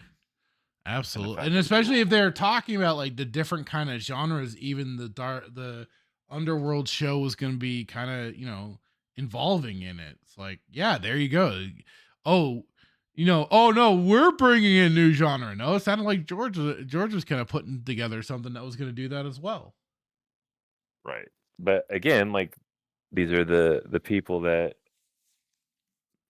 people that love Disney and Iger, and I don't know. It boggles my mind. I would personally love to see 60 different projects done by Lucas, or rather let them see them carried out at least. So yeah, this is we did look at it. We looked at it in back in 2023, 2 years ago. We were checking this out and we did a little reaction and thoughts to it as well. And I'm sure you should be able to see it in Discord. But yeah, I mean, even this show itself was looking pretty interesting from the get. And I know and yeah, they had all the production and stuff like that. They got this test footage going this was probably what they were, maybe this is what they were trying to sell to Disney. I mean, like, hey, we've got this project, help us out, sort of thing. Right. So it's a shame. It really is when they keep trying to say, oh no, we didn't have anything. We didn't have books, didn't have this, we didn't have that. But we keep hearing Lucas had treatments for the new trilogy. And then, then somewhere down the line, we discovered about this Underworld series. So, yep. Funny stuff. Funny stuff. Sad. What a shame. What we could have had. Yeah. It's just so it really is sad. If joking aside, if you really think about it, like that's a lot of projects that we could have seen a lot of, whether it be movies, books. I don't know what the scripts are. If it was, I mean, I'm assuming script would be either show, movie, I don't know. Yeah. But just think about that. Think about that. And they're still out there. I would assume George still has them. I don't think he would have had to have sold those to Disney. Maybe. I don't know. If they weren't officially published by him or Lucas. I'm pretty sure with it being under the banner of Lucasfilm, they probably got it with the buyout. Even if he did it, that might be a Brad question. But even if they didn't technically, even if he didn't if they were just his ideas, does he have to sell his ideas? Is the question. Well, if they were put to paper and everything, then they got everything. So while they may not have gotten the ideas that were still in his noggin, they got this though. Is my guess. I don't know how you can acquire an idea though. If they're your ideas, if they're in your head, and even if you put them to paper, do you technically still have to sell them? I mean, I guess it all depends on what kind of process it went through. I don't know. Yeah, I don't know. The Brad question. Where's he at? I don't know. He's hiding. Backseater said reading tarot cards helped me remember Roman numerals. I just had when it's the eye looking one next to the starting number, always just kind of throws me off for a minute. So it's like, oh, okay, that was 9. Gotcha. I always have that problem sometimes when it's Star Wars should help you. Huh? You would think, right? You'd think, right? It should have helped me. Yeah. It should have. Shaka Zulu says, very sad if it weren't so funny. it has its humor to it, but it's still just it's just also tiresome. It's just also tiresome because it's like this all could have been avoided. And I think that's what's just so tiresome about it. So much of this drama, so much of this bullshit, some of the lame duck stories that they've been putting out all could have been avoided. All could have been fine. We didn't have to go down this path. They could have just been smart, adapted whatever Lucas had for treatments. Fine. People might have still had a problem with it, but at least then it would have been a consistent story coming from Lucas. And then all they had to do was adapt the goddamn books. The blueprints were all there. We didn't have to go through this. And they wanted to say, oh, but we got rid of the lore and relegated it to legends because we didn't want to confuse people and we wanted to have our own lore, yada, yada, yada, to be more, so people could follow it better or whatever. But it's like, bitches, you messed up your continuity from the get-go. The whole they can fly now? That was the beginning of the end. It was just, and it, I mean, Rogue One still pisses me off. The Solo movie's still stupid. All of it's goddamn stupid. Even the fucking, Force Awakens was a shit show from the beginning. It's kind of took, I'll say it, I've said it before, it took me a little bit to go, oh crap. There was definitely some things in the back of my brain this movie's not right. There's something very wrong about this. And I've told the story about my buddy Das who was the first one to go, tell me if you see it. And it was the damn mind trick scene where just in 1, 2, hey, third time's a charm. She mind tricks a damn stormtrooper. You didn't like that scene? Of course not. It's ridiculous. Really? I liked it. Don't you start now. Don't you start. You're so hard to please. It was trash. It never should have happened. It was ugh. That's not trash to somebody. One man's trash is another. One man's garbage is another man's potpourri, as they say. I thought one man's trash is another man's treasure. No. Oh. One man's trash is another man's potpourri. Oh, okay. Thank you for clearing that out for me. I appreciate that, Hitman. Of course. You're welcome. I appreciate you. Well, that's what I'm here for. Oh, God. Oh, God. Okay. All right. Star Wars shenanigans aside, there is one little thing really quick that I want to touch on. Thank you to Snap Rai 8989. Part of where I was first encountered this gentleman was through the Melee Games community, but he got me here on X because he also knew about my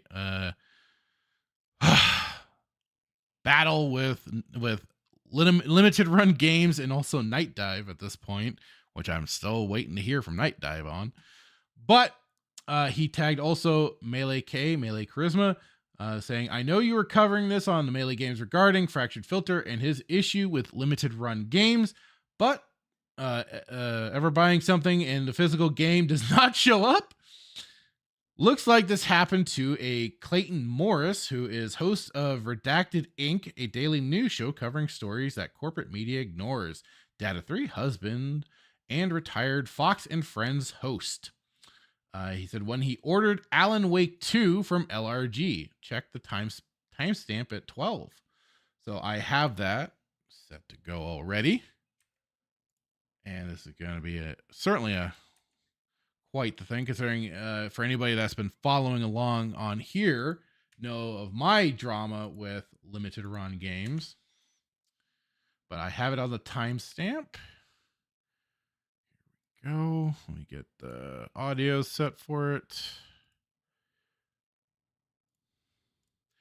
This is going to be a kicker. Okay, let me get this bad boy. This is the big one here. This finally arrived after a long time, and that is the Alan Wake 2 Collector's Edition here. So let me get out of the shot here, and I'll try to do this, try to open this thing. I mean, I'll just say, first off, bro, your first big issue is buying the Alan Wake 2 game. No offense. What's wrong with the Alan Wake 2 game? Oh, there was problems. Here, so like bad problems? Yeah. Characters basically bait and switch with a character with replacing the white guy with a black woman FBI agent and stuff like that. So it's like the trailer we watched a couple weeks ago. With Brad and the black president Obama. Oh gosh. Yeah, kind of. Except the white guy wasn't being promoted as the main character. Oh, the black man was. Well, the movie that Brad wanted us to subject us to was the black woman that is already being promoted as the lead, while Alan Wake 2 was promoted with Alan Wake being the premier character, being the main character. Like I said, it's a bait and switch. Swap them out. Anyways, big green case here. So let me slide off the protective cover on this, and let's see what's inside here. Okay, let's slide off the case here. Now, what's funny is I was waiting to play this game until I got the physical copy of this game. So I refused to play the digital of this. I loved Alan Wake 1, loved it. And so I jumped on board. I said, let me get the collector's edition because I loved Alan Wake 1. I played it like 2 years ago for the first time, fell in love with it. So let me get the collector's edition, but I'm going to wait because I want to play the physical. I don't want digital download here. So yeah. All right, so open it up here. You got this like little statue inside here with a light that you can turn on, and it's rechargeable as well. So it's like a little statue light here. Again, that's probably part of this game that I don't know about yet. So, okay. Well, at least his is starting out better than mine. My package for System Shock, at least from what I can see, the booklet there. Back here, it looks like nothing is scratched. Lucky you. Lucky you. I wish mine turned out that way. Factory sealed with a big old scratch mark in the book. Brilliant limit LRG. Fucking brilliant. That happened to yours? Yeah. I don't know if you saw my X post about it, and I've been waiting to do the big update, but yeah, like you see that book behind the little statue. Yeah. Okay, so mine is similar to that, except in one of the like upper corners, there's a big gash in the booklet, in the book itself. And then on top of that is the fact that it got factory sealed with the book, with that scratch mark. So they didn't even like quality test or nothing. It was just called slap, put in the box, no checks, no nothing. Hang on, let me see if I can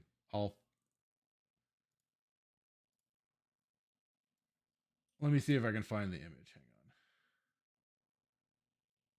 Because yeah,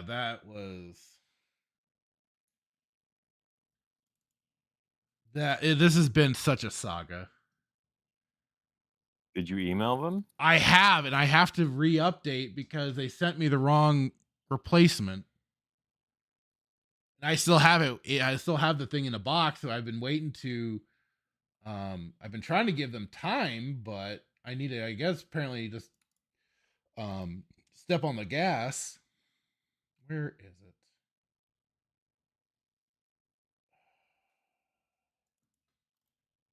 No, where the hell did I put it? Oh, merch. There we go. So, I don't know if you see it. Oh no, you won't. Here, let me show you, Hitman. Oops. The people in the stream can see it. So you see the book there, right? In Discord. Yeah. So up there, I don't know. Here you go. You see that big gash right there? Yeah. What is that? That is a big old scratch mark in the book itself. Oh. And then on top of it, and you see those little like circles. That's the plastic seal that's still on the book. So that it got a big gash in the book, and then they factory sealed it. That's crazy.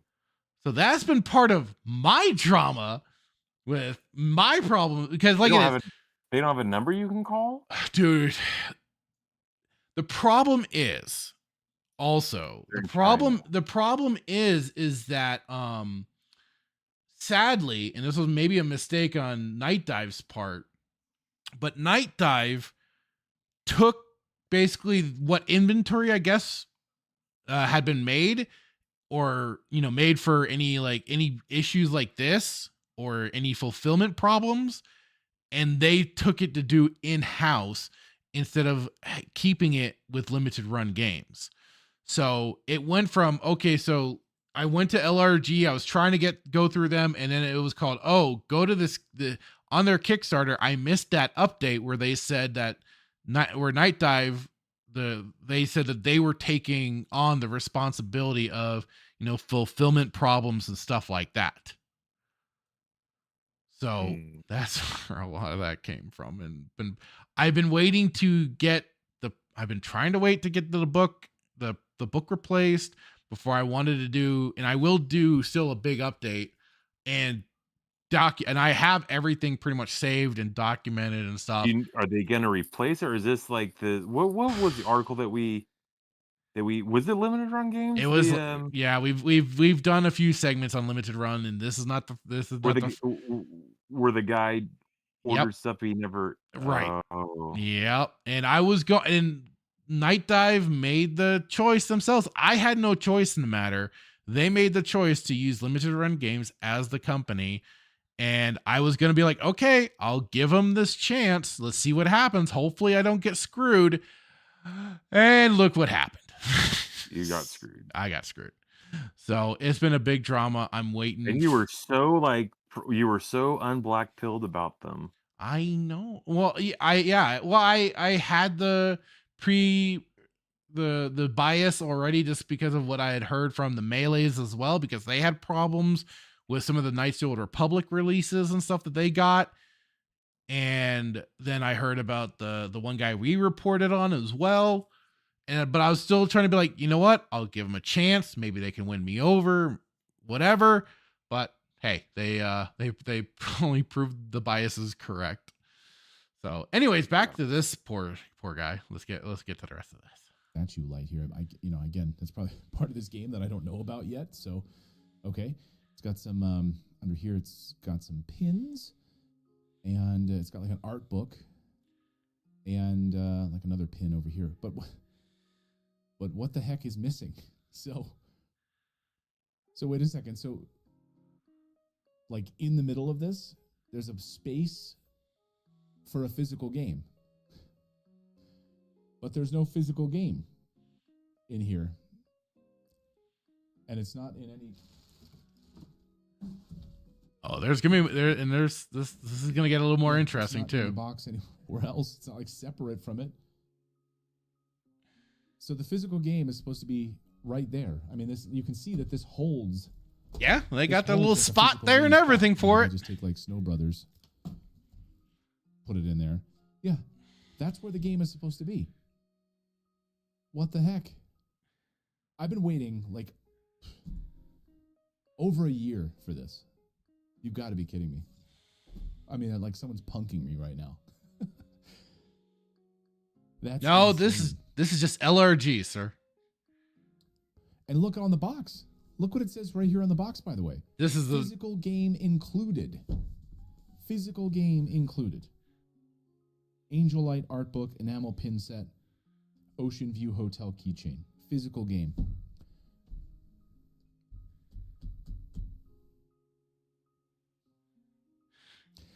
The pain is a real. Reminder for me to not buy any more collector's editions.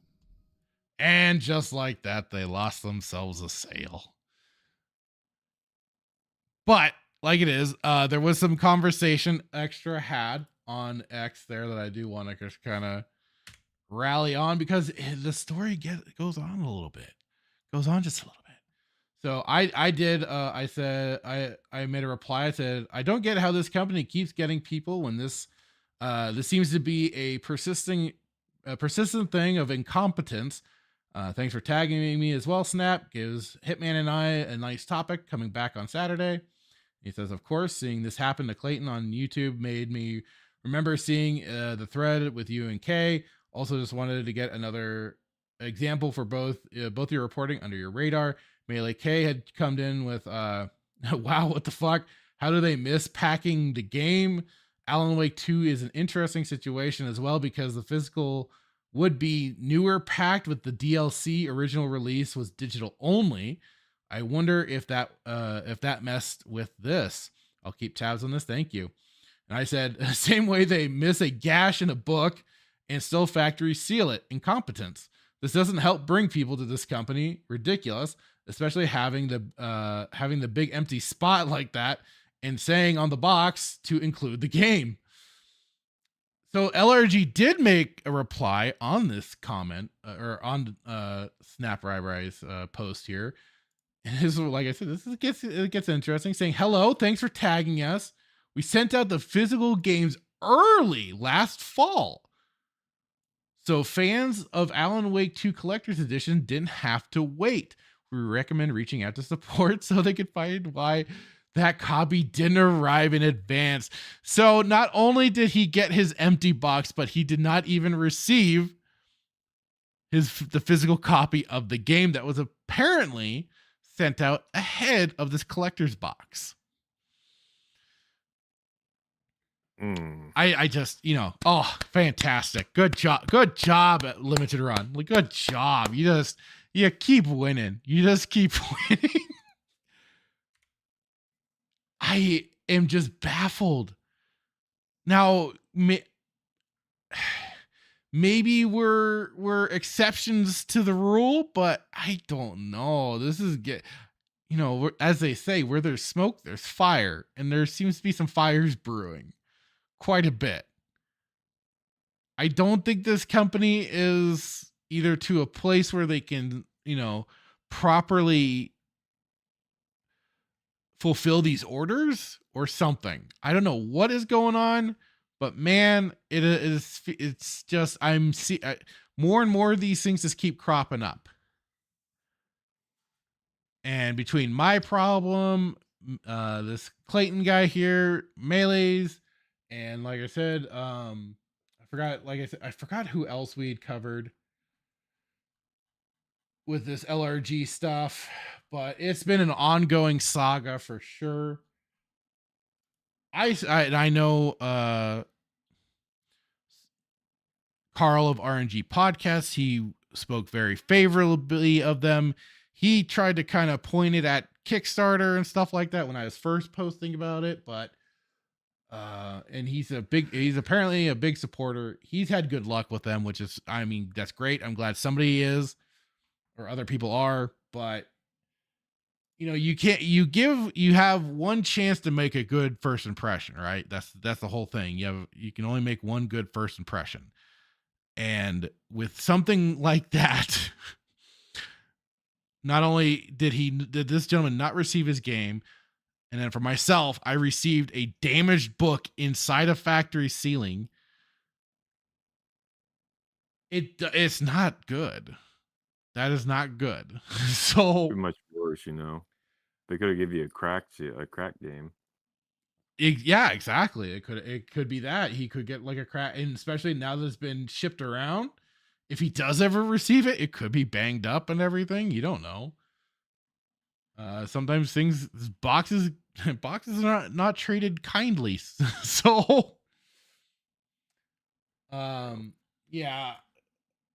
And it's unfortunate because I have seen they've had some interesting and cool looking collector stuff. They had some stuff for like the Yakuza series that I could have been interested in, but I'm sorry, man. When I'm investing my money into you, into your company, into your product, excuse the hell out of me for expecting some quality, I guess. But how dare you? I know, how dare I? But it makes me very. They made it for you.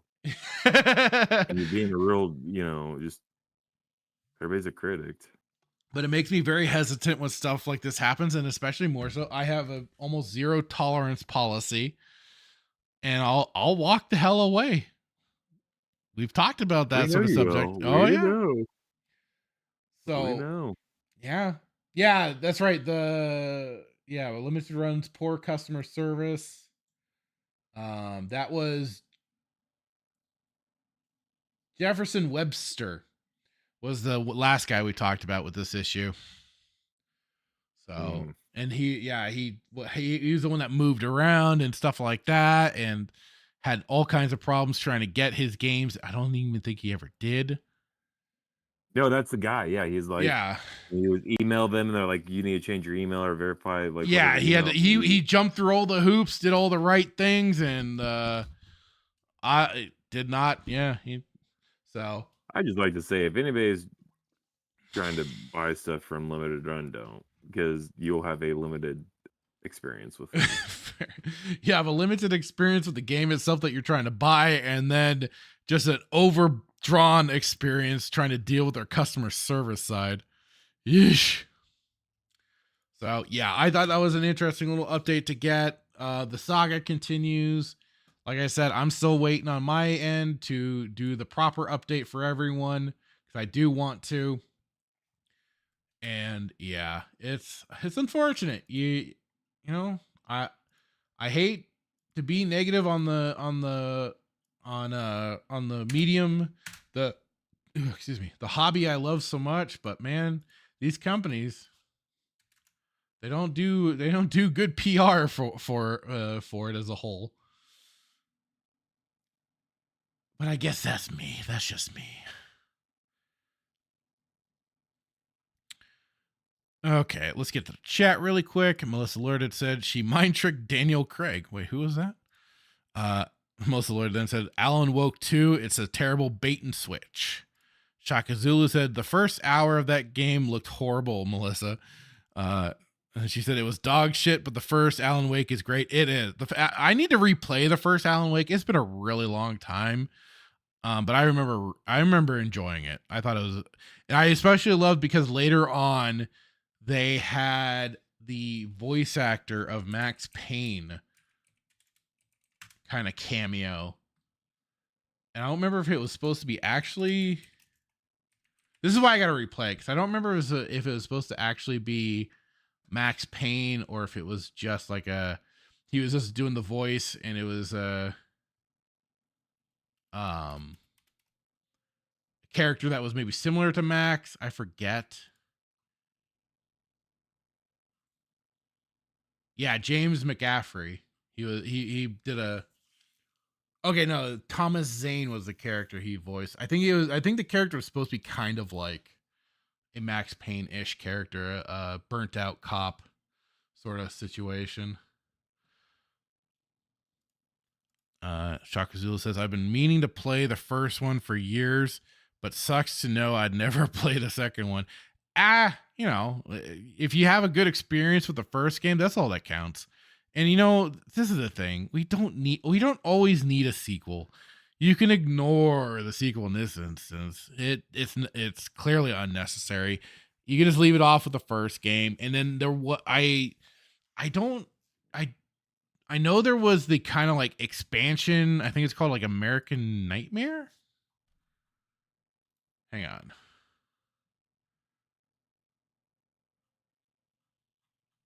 Trying to find that because I know there was like a kind of is either like kind of a weird separate game or yeah, Alan Wake's American Nightmare.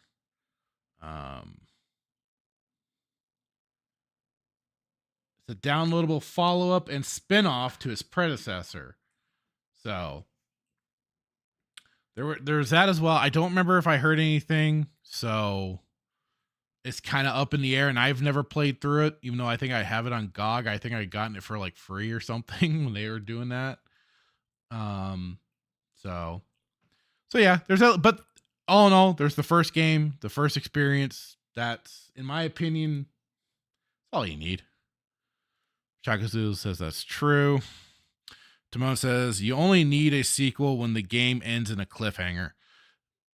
Yeah, that can also be just looked at as sequel bait and stuff like that. Like, we roped you in, now you have to come back for the next one, sort of thing. But yeah, I mean, I'm of the opinion it doesn't always need that. But yeah, with that sort of situation, it is a little bit more of a requirement. Like, honest to God, I wish they had stopped with Max Payne 2.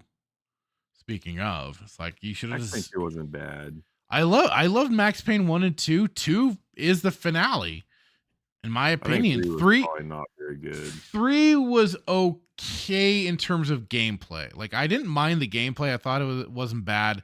The storyline is absolute dog shit. The third storyline is basically like I guess you could take it like as a what if Max just fell off the horse and completely, even though like it was at the end of 2, it felt like he either was like he kind of met his end, or like he finally was to a point where he could kind of either forgive himself or certainly move on from the past, not let it rule over him, and just move on with life. Because that's serious. Those 2 games are they're dark, but so good, so damn good. It's so much fun.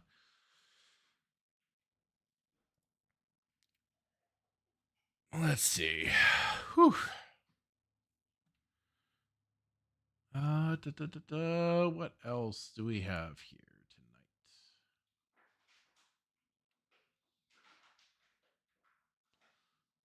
Trying to decide. I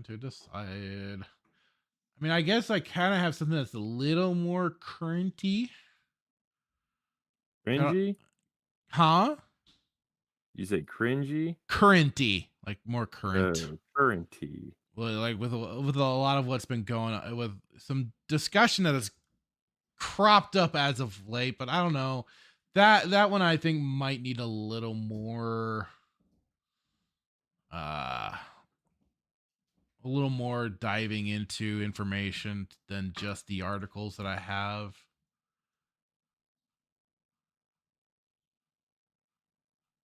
So, I don't know. Trying to then it's like I have because it's have you been hearing about this whole thing with the AI art and the Studio Ghibli stuff with people using the AI art to make things look like the Studio Ghibli art? No, the only thing I knew about was what I sent you, the Star Wars thing. Okay. I wasn't That's sure. like AI thing. Yeah, that's like AI thing that I've seen. Which is fantastic. Like if that's a movie that we got, I'd go watch it. Yes. Like, oh man, Yes. this is gory. You're like, this is gory. Yeah, that was insane. That was a mind trip for sure. Let's go into that one's a little more heavy. Let's go. Did you Real watch? quick, are we Huh? doing two episodes of Stargate? No, I said no. Okay. Oh, okay. I thought you said it. No, we would have already we would have had to like start that at like 5:30 or something. Let's go. Especially since you got a limited window. Have you did you ever watch the first the not I hate this makes things so confusing, but not the 90s Mortal Kombat movie, but the Mortal Kombat movie from oh god, when did they 2021. Did you Yeah. ever did you see that Yeah. one, the whole reboot Yeah. thing or whatever? Yeah. It was trash. Yeah.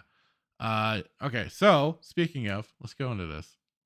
I did, however, I will tell you, I like the guy that played Scorpion because I think he's also the same guy that played in Last Samurai, and he's just a fantastic actor. I don't know his name, but if you know, you know.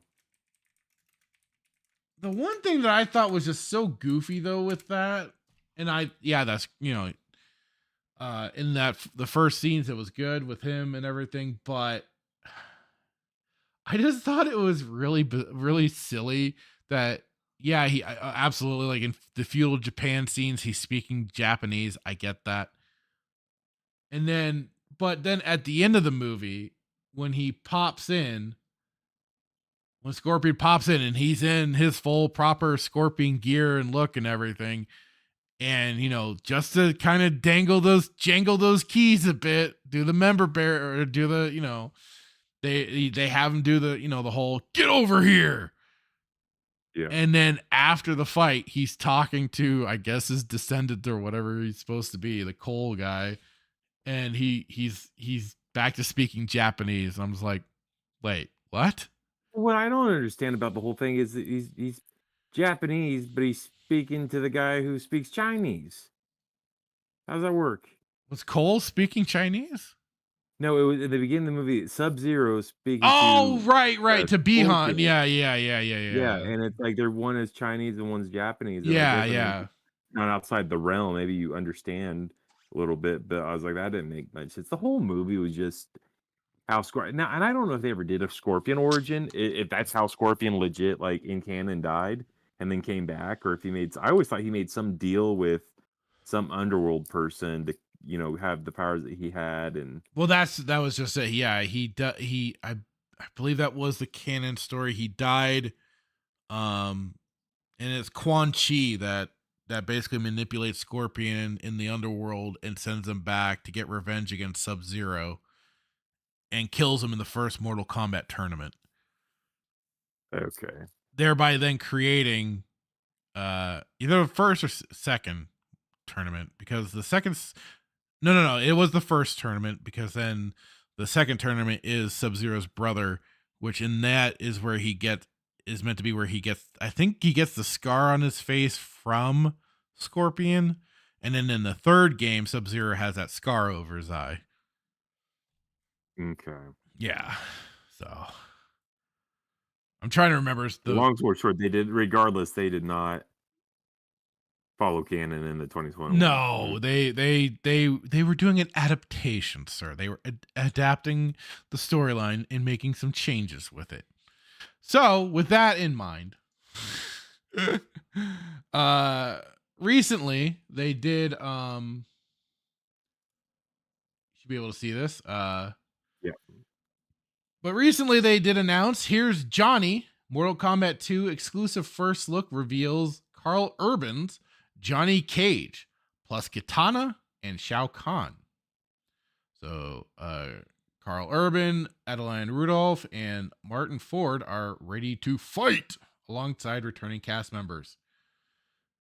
The ending of 2021's Mortal Kombat signaled where the franchise would go next. Hollywood. Yeah, they teased it at the end with a poster, I believe, featuring Johnny Cage on there, or it was either just his name and maybe just like there's supposed to be like a fist on the poster. I forget exactly, but they teased it. After a bloodbath between the champions of Earthrealm and Outworld, former MMA fighter Cole Young, Louis Tan, a descendant of Hanzo Hasashi, Scorpion, Hiroyuki Sanada, set out for Los Angeles to find a new recruit to aid in the battle ahead, Johnny Cage.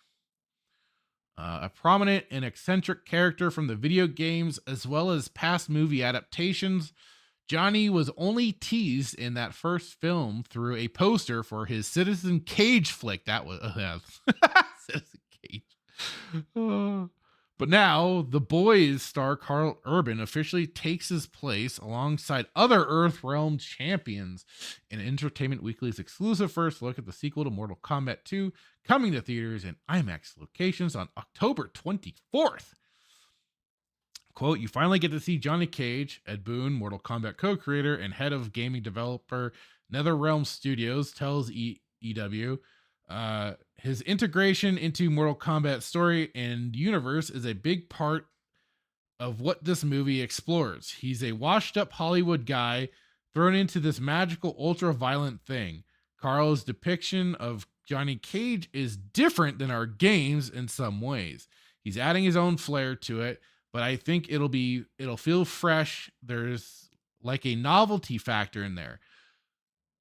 So I don't know. I'm kind of two minds about this. Like, I get that idea, but at the same time, I think I'll always prefer what they were doing in the 95 Mortal Kombat movie with Johnny Cage. And I like that Johnny Cage, I think, a whole lot more, played by Lyndon Ashby. He embodied the character very well, and I like the idea that Johnny was trying to legitimize himself. Like, that was the whole thing. Like, I don't know if you remember that movie very well, but it was great. But like part of it with like Gora or Gorma or whatever the thing person was that he fights for, Goro. Yeah. So like the whole big thing, like for him, is that he's trying to legitimize that he is an actual martial artist. He can do the moves. He knows how to fight and stuff like that. And one of the characters that he meets, who's kind of like a OC don't steal, talks to him and he's like, dude, you can't fake those moves. And Johnny just laments like, yeah, but tell that to the press, man. And I thought that was a good, and he goes through a very solid and good arc through that movie. And he's very much this kind of, a bit of the over the top Hollywood kind of character, but I'd say there's like more heart to him. They did so they had like a web series for Mortal Kombat, and I know they brought in, oh God, why am I forgetting his name now? The guy in Starship Troopers. I didn't watch it. Casper Van Diem. They brought him in and he played effectively, which, as I recall, a washed up Johnny Cage. But he filled the role kind of well, and to be kind of the washed up actor, or at least the now unknown actor, I think kind of fits him a little bit, just because, he hasn't been quite, Casper Van Dien hadn't been quite in the big scene of movies, at least to my recollection, since Starship Troopers. So it almost kind of worked in that sense. I don't know, but I personally, I much prefer that. I think even in Mortal Kombat 9 and stuff, when they reintroduced him with that, he was kind of doing the same thing as the Mortal Kombat movie Johnny. He's trying to prove himself, and I think that might have been even part of his original storyline. Anyways, but now the whole, I don't know, the washed up actor, the whole washed up thing, that just kind of sets a bad tone in my opinion. But that could be me. What about you? I just, like I said, I don't like the 2021. The watch, I thought it was trash. And it's like, how do you go from 2020? How do you go from 95 to 21? How do you? Yeah. I don't know. Like I said, I don't know the actor in the 95 one, but I agree with you. I think he was a much better one. I did not like the cast in 2021 one. I thought Jack was stupid. I thought the girl was stupid. I thought. Well, and Kano was basically being all jokey, he was kind of like the stand-in Johnny Cage, and then there was so much kickback. They were like, "Oh shit, we better put in Johnny Cage for the next movie." Yeah, just not good, not good. So and this is another example of why you should not do remakes. Yeah. Just leave it alone. Just leave it alone. Leave it alone. Okay. Exactly. Just like Tan's Cole in the first Mortal Kombat, Boone says Johnny serves as the audience's lens into this new story. He calls the character's introduction ridiculously hilarious, having incited some of the biggest laughs from the early screenings of Mortal Kombat 2, but director Simon McQuoid felt it was a balancing act to strike that tone. Quote, "We wanted a character that wasn't just completely silly, comic book. It's a character that could instantly go there and become too light and throwaway if we were leaning too much into leaning too much into that kind of cheese." McQuoid, whatever, remarks, quote, "The casting of Carl Urban for that role allowed that character to have more depth." And you know what? In the 95 Mortal Kombat movie, the best fight was definitely Johnny versus Scorpion, and especially for the music alone, especially when they go to the underworld and you got some Fear Factory kicking in. And then he has definitely one of the best lines. It's like, "Those are $500 sunglasses, asshole," and then kicks Goro off the cliff. Come on. He's got it all. All right, and here we got our first look at Katana. She's definitely got more of the current-y games look. I think even Mortal Kombat 1 game look. That's Adeline Rudolph as Katana. Okay, Johnny isn't the only new character on the scene either. Joining Mortal Kombat veterans like Ludi Lin as Liu Kang, Mikad Brooks as Jackson Briggs, Jessica McNamee as Sonya Blade, Tamanobu Asano as Lord Raiden. I'm sorry, again, you're not gonna beat Christopher Lambert as Raiden. You're just not. Come on, you're not gonna beat that. Joe Taslim as Sub-Zero. Taslim. And Sonata, fresh off Shogun Emmy wins, as Scorpion. So is he going to have a bigger role this time as Scorpion, or is it still going to be just as minimal as it was last time? EW can also reveal Adeline Rudolph from Hellboy, The Crooked Man, Netflix's Resident Evil series. Is that really something you want to promote as the Netflix Resident Evil series? I heard that was dog shit. And as fan favorite, emphasis on fan. Katana. I get it, fan. As well as Martin Ford, House of David, and Those About to Die as Outworld Overlord Shao Kahn. As an added treat for gamers, new movie accurate skins of these characters, including Urban's Johnny Cage, Rudolph's Katana, and Ford Shao Kahn, are coming to Mortal Kombat 1 video game later this year. Marketing. Oh boy. In the movie, these figures are all here for the main event. The one fans have been waiting to see realized on screen. The first film saw the Outworld sorcerer Shang Tsung, played by Chin Han, and his forces attempt to wipe out Earth's champions before the big Mortal Kombat tournament between fighters from different realms. The tournament is now officially here in the sequel, and the stakes couldn't be higher.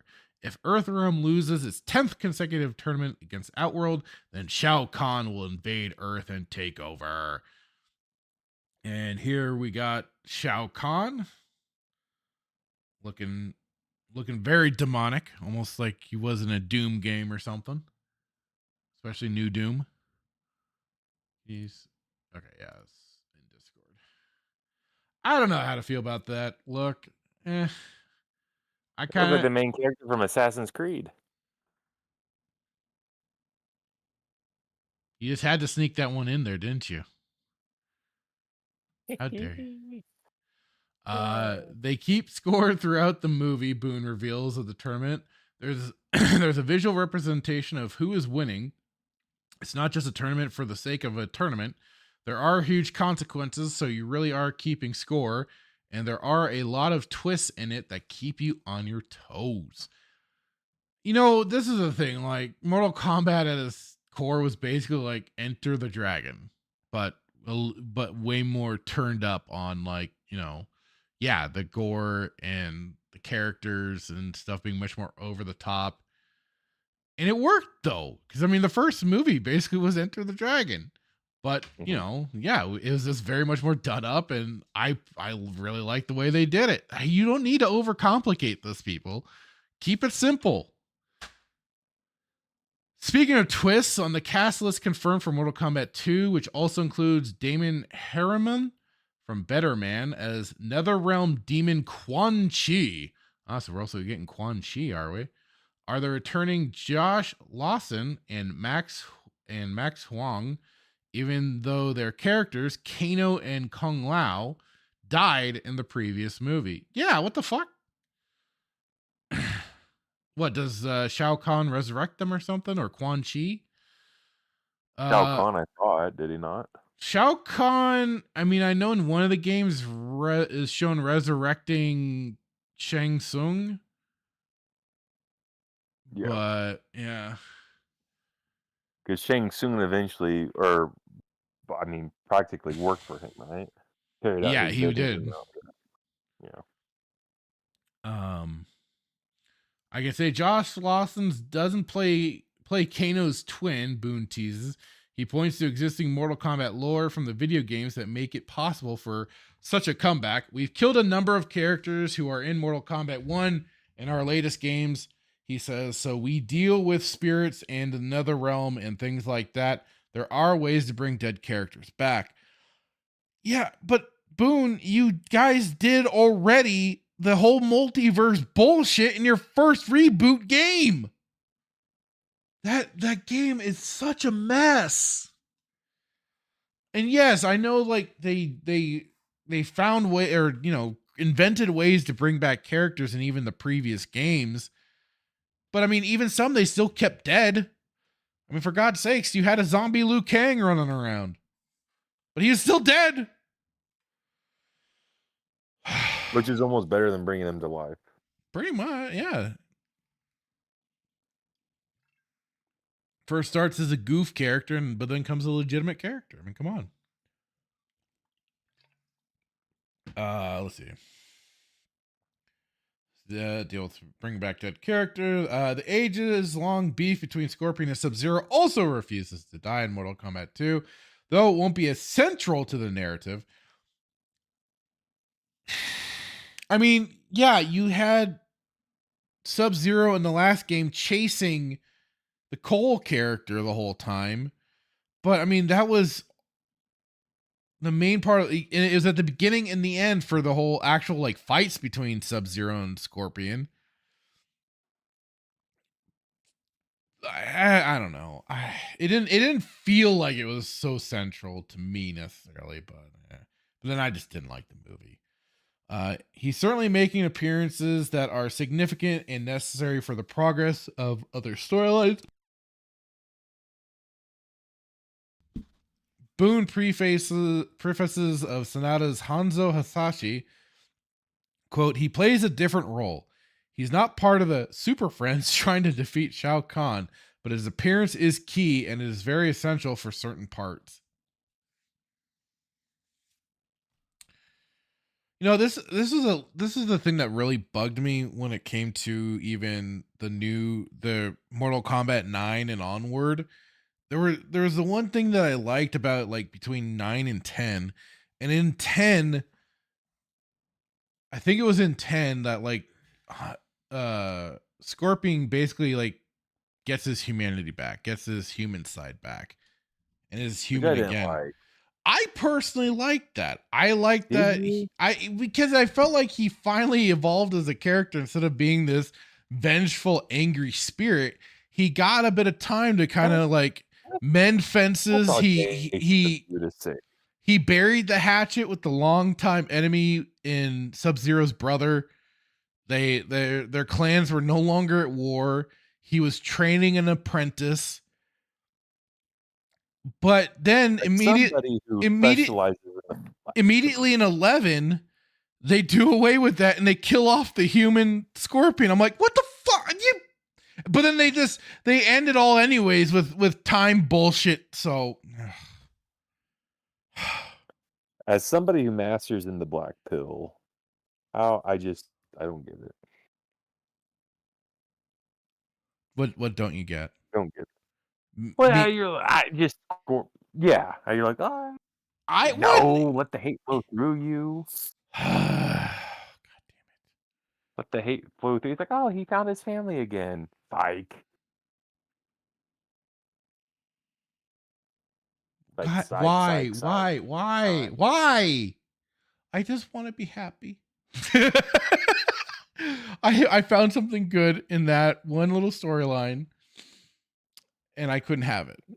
It was bad. And people wonder why I'm like this. What about it wasn't good? He's like, oh, I'm a good guy now. Well, he wasn't even done. He's like, he's heel turned baby again. It wasn't like he was going around kissing babies or anything. He was just like he wasn't as pissed off as he was. But that's the embodiment of Scorpion. Get over here. That's like he wakes up. He's like, he looks at his coffee. Get over here. He looks at his bagel. Get over. All right. And when he gets ready for bed, it's like his pillow. Get over here. That's fair. That's fair. You've angered my dogs with this whole having Scorpion being okay, calm down. Let's calm it down. Let's calm it down. We don't want the dogs getting all riled. We continue this. All these facets relate to the clear goals McCloyd had coming into the making of the sequel. For one, the team wanted to increase the number of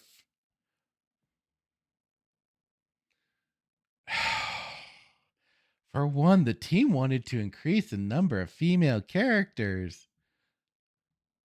When you didn't have to say that. You could have said this increasing characters. That would have made sense because you already did the first movie. You've established the rules of the field.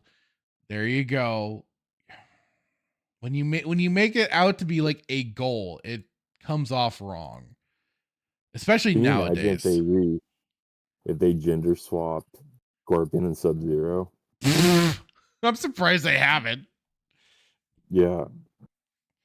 I mean, they even created. They can't be Asian. They can't be Asian anymore because they were already Asian. So they're like, I'm going to be black or white, but they're not going to make them white because that'd be racist. So that only leaves Melee Games. Indian. Melee Games made a joke. James made a joke in his rapid fire news from their last podcast about Johnny Cage still being a white guy, even though they could have made him a black guy. I forget. You'd have to watch it to and because I forget the exact joke exactly, but my thought is that the reason why they still make him a white guy so they can goof on him.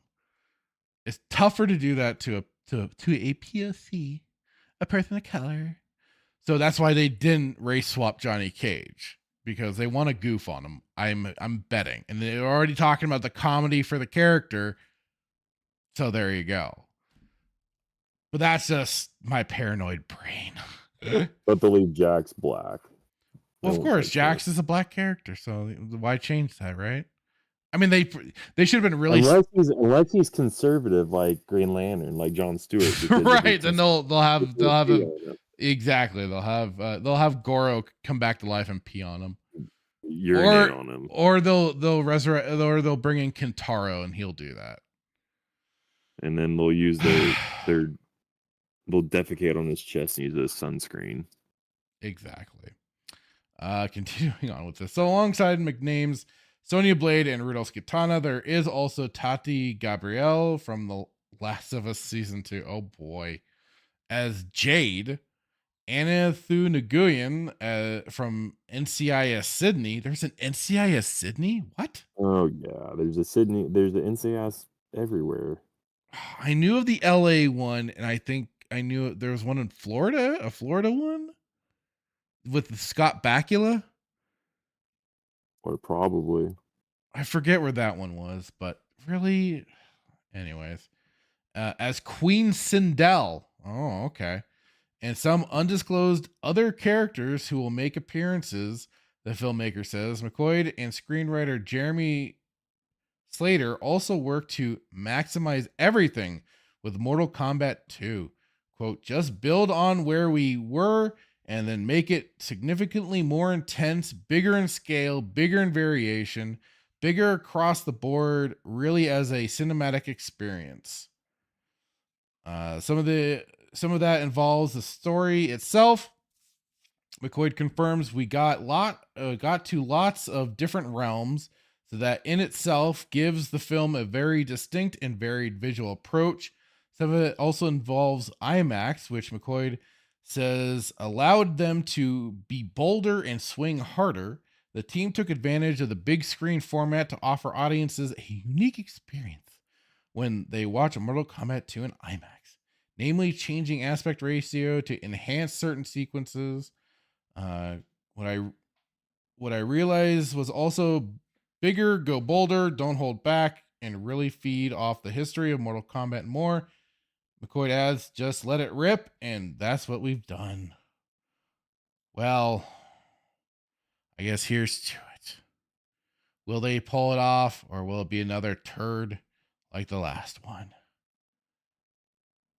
The Max Payne 3 of Mortal Kombat's. Well, where was like, I mean, I'm guessing they were holding back because they want people to buy their issue. Because I'm like, okay, so we got Starfield of Mortal Kombat. I don't know.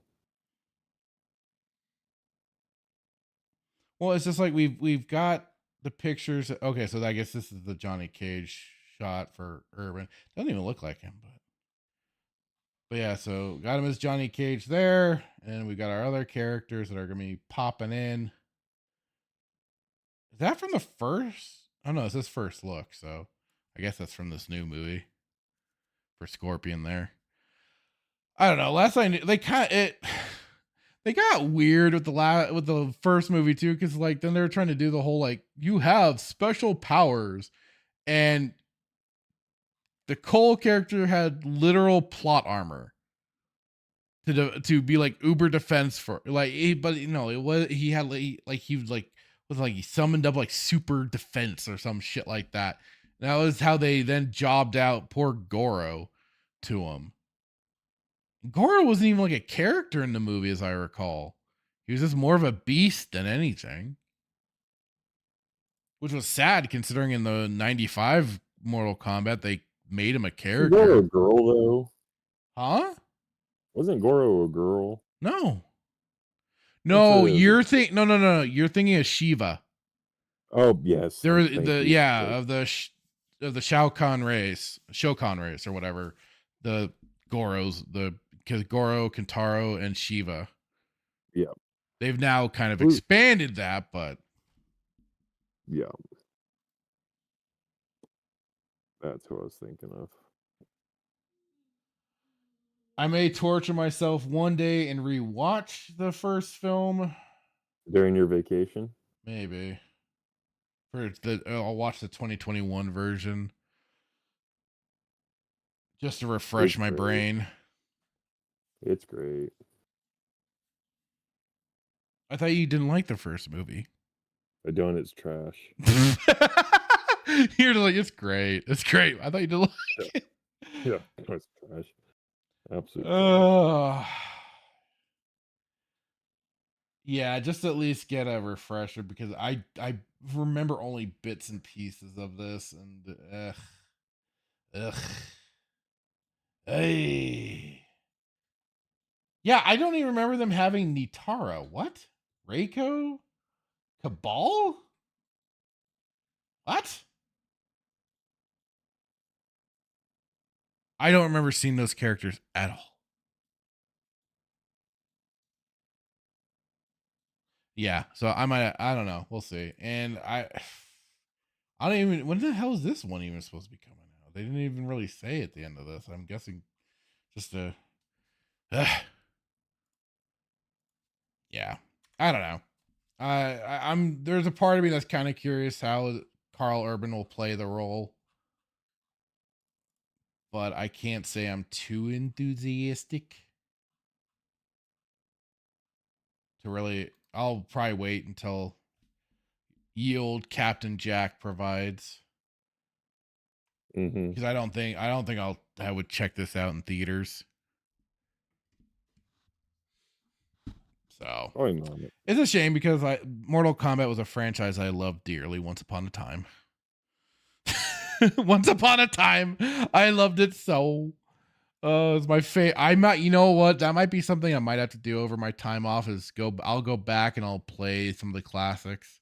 Maybe play through the 3D fighters because those are a little bit easier to get through. Because did you ever play Deadly Alliance? No. Yeah, I think I heard of that. That's the one where Shao Kahn and no, not Shao Kahn, sorry, Shang Tsung and Quan Chi team up and they kill Shao Kahn, they kill Liu Kang, and they basically take over things. And one of my favorite things about that whole thing too is that in that they had the song Immortal by Edema for it, and because they also put together like a cool little video for it in the game, and they put it in the game that you could like either unlock as like a special like Easter egg, or it was already available there, and I just dug the shit out of that. And it's a fun game too, just because they shook some things up throughout their time. And also, I'm trying to remember. I don't know if it was Armageddon or one of the other Mortal Kombats, but there was the one where they introduced you creating fatalities and you could just basically make up some crazy shit just to brutalize your opponent. That was awesome. And then I'm pretty sure it was Armageddon that they introduced the creative fighter, which anytime you insert a creative fighter, I'm sold. And especially when it's pretty good customization. I mean, it was no like wrestling levels of customization, but it was good, as I remember. So play the game, get it, go stream it. Yeah, I'll have to play the old ones, all the PS2 era and stuff. And I know GOG has Mortal Kombat 4, 1 through 4 available. So maybe I'll have to pick those up at some time. But the first game, second and third, I mean, just going through the ladder is just a challenge because those games were brutal. Mainly just because, they were arcade games. They're meant to eat quarters. And even when they ported them to console, they didn't tone down the difficulty. you could certainly. I know I've beaten the first game plenty of times. The second game I always had trouble with. But I did eventually beat that one too. That just took some time because Kentaro could be an asshole, and then on top of it, Shao Kahn as well.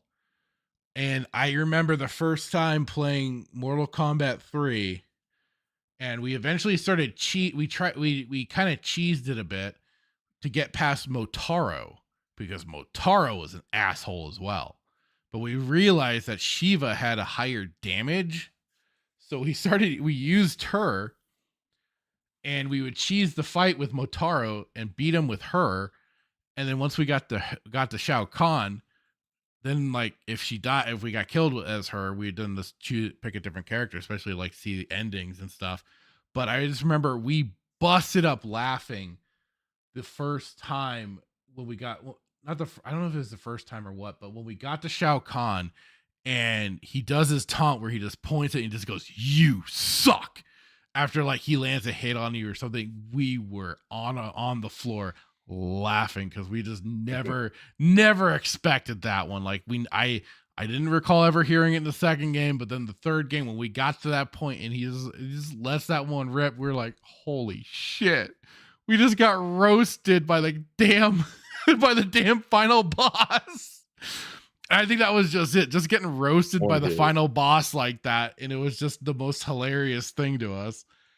And we just couldn't keep the fight going. Then he beat us, so we're like, oh well, that was well earned at least. Those bosses suck, man. Those last ones. Oh god, yeah, they were brutal.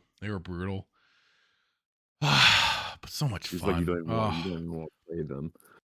I remember It's like that. It was like that. Who was Tavion was like that for me in freaking. In Jedi Outcast, yeah. Oh yeah, she could be tough. She could be kind of tough. I mean, she didn't. She was never like, "You suck." No, but she had other ways of taunting you and getting under your skin.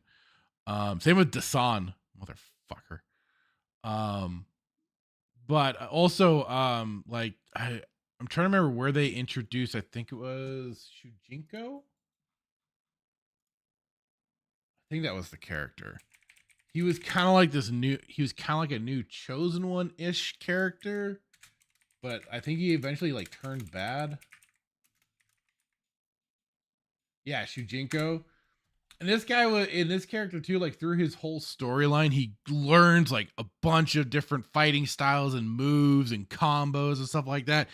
And that's right. Because we even played a little bit of the game online, and he was in oh god, I hate this. Now they have different timelines. Okay, Mortal Kombat Deception was his first game. And I remember we even played a little bit of it online, if I recall. And people would basically use him to cheese fights because he had like all of the like special moves and stuff like that.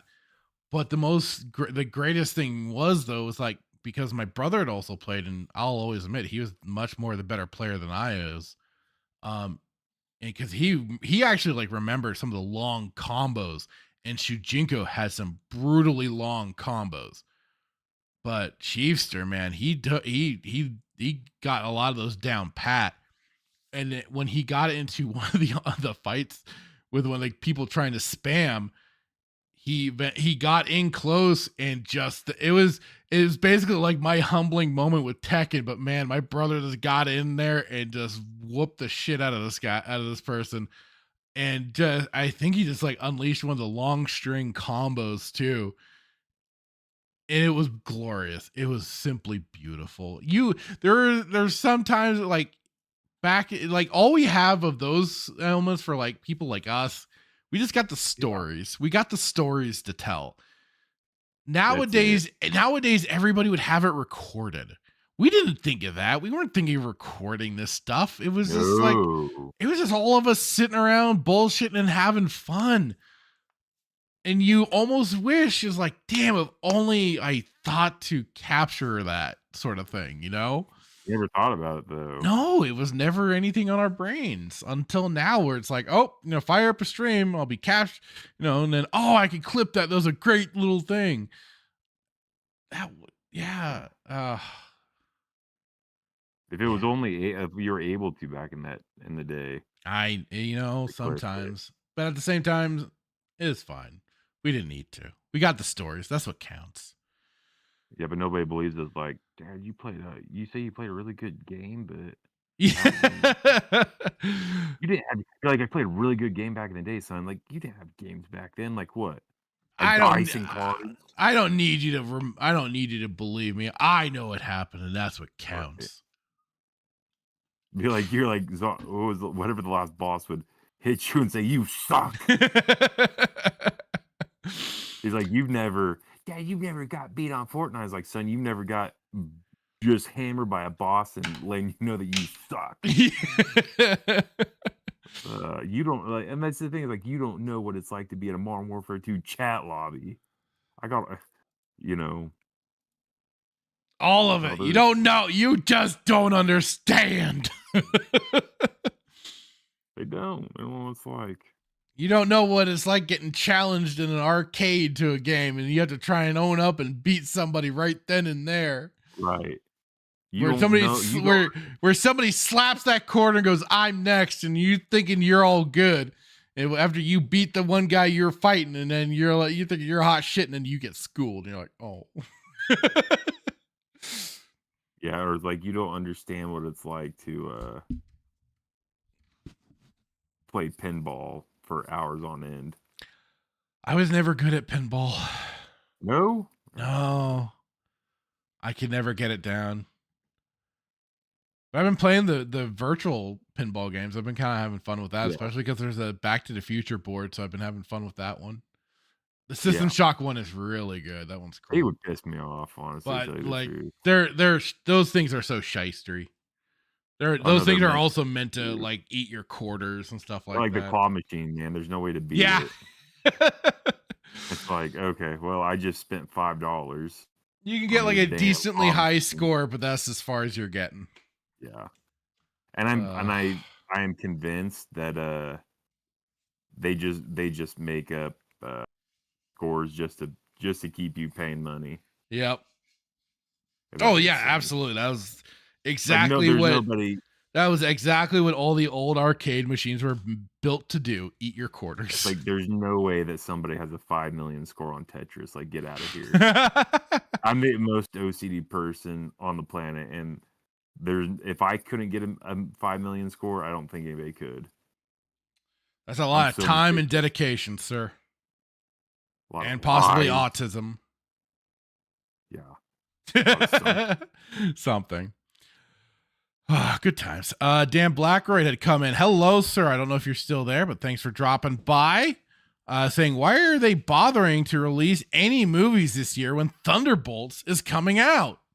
I know. Bro, you're so right. You're so right. I mean, it's going to be the savior of Marvel, savior of Disney. It's going to revolutionize the industry. Comic book movies are going to come back, bro. People's got to accept that fact. They got to step aside and let Thunderbolts do their thing. I mean, look, like from my understanding, they've brought the whole cast for the Avengers movie. Avengers and Thunderbolts. Let's freaking go. Right.